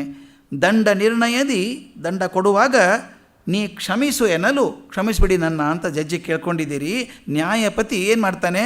ಹಿಂದಿನ ಆ ನಿನ್ನ ಒಳ್ತನವನು ಅಂದಿನ ಅಳಲನು, ನೀನು ಒಳ್ಳೆತನ ಮಾಡಿದ್ಯಲ್ಲ ಹಿಂದಕ್ಕೆ, ಅದನ್ನು ಹಿಂದಕ್ಕೆ ಏನೇನು ದುಃಖ ಪಟ್ಟಿದ್ಯೋ, ತೊಂದರೆ ಮಾಡಿದ್ಯೋ, ಅದನ್ನು ತಂದೆ ಬಗೆದು, ತಂದೆಯ ಹಾಗೆ, ಒಬ್ಬ ತಂದೆ ಮಗನ ಹೇಗೆ ನೋಡ್ತಾನೋ ಹಾಗೆ ನೋಡಿ ಬಗೆದು ಶಾಸನೋಗ್ರವ ನೆನಿತು. ಆ ಶಾಸನ ಕೊಡ್ತಾನಲ್ಲ, ನನಗೆ ಶಿಕ್ಷೆ ಕೊಡ್ತಾನಲ್ಲ, ಆ ಉಗ್ರತೆಯನ್ನು ಕುಂದಿಸಲಾಗದೆ ಮಂಕುತಿಮ್ಮ. ಭಗವಂತ ಕೂಡ ಹಾಗೆ ಮಾಡ್ತಾನೆ. ನೀನು ಒಳ್ಳೆಯದನ್ನು ಮಾಡಿದ್ದಿದ್ರೆ ನೀನು ಶಾಸನ ಶಿಕ್ಷೆ ಏನು ಬರಬೇಕಾಗಿತ್ತೋ ಸ್ವಲ್ಪ ಕಮ್ಮಿ ಮಾಡ್ತಾನೆ. ನೀನು ಹಿಂದೆ ತುಂಬ ಅನ್ಯಾಯ ಮಾಡಿದರೆ ಶಾಸನದಲ್ಲಿ ಘೋರತನವನ್ನು ತರ್ತಾನೆ. ಅವನು ತಂದೆಯ ಥರ ಕೂತ್ಕೊಂಡು ನ್ಯಾಯಪತಿಯಾಗಿ ನೀನು ಒಳ್ಳೆಯದನ್ನು ಮಾಡಿದರೆ ಒಳ್ಳೆಯದನ್ನು ಮಾಡ್ತಾನೆ, ನೀನು ಸರಿಯಾಗಿ ಮಾಡದೆ ಹೋದರೆ ಶೇಷನ ಕೊಡ್ತಾನೆ. ಆದ್ದರಿಂದ ನಿನ್ನ ಕರ್ಮಕ್ಕೆ ನೀವೇ ಜವಾಬ್ದಾರಿ ಅಂತ. ನಾವು ಸಣ್ಣವರಿದ್ದಾಗ ಒಂದು ಹಾಡಿತ್ತು, ನನ್ನೇ ಮುನ್ನೆ ಬಚ್ಚೆ ತೇರಿ ಮುಟ್ಟಿ ಮೇ ಕ್ಯಾ ಹೈ ಅಂತ. ನನ್ನ ಭವಿಷ್ಯ ನನ್ನ ಕೈಯಲ್ಲಿದೆ ಅಂತ.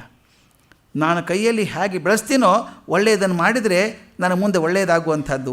ಉದ್ಧರೇ ನಾತ್ಮನಾತ್ಮಾನಂ ಆತ್ಮಾನ ಅವಸಾದಯೇತ್ ಅಂತ ಹೇಳಿ ನಮಗೆ ನಮ್ಮ ಉದ್ಧಾರಕ್ಕೆ ನಾವೇ ಜವಾಬ್ದಾರರಾಗ್ತೀವಿ. ಅದಕ್ಕೆ ಮನಸ್ಸನ್ನು ತಯಾರು ಮಾಡಿಕೊಳ್ಬೇಕು ಅಂತ ಹೇಳಿದಂಥ ಧ್ಯಾನ ಶೋಕದ ಈ ಭಾಗದಲ್ಲಿ ಮಾತನ್ನು ನಿಲ್ಲಿಸೋಣ. ನಾಳೆಗೆ ಮುಂದುವರಿಸೋಣ. ನಮಸ್ಕಾರ.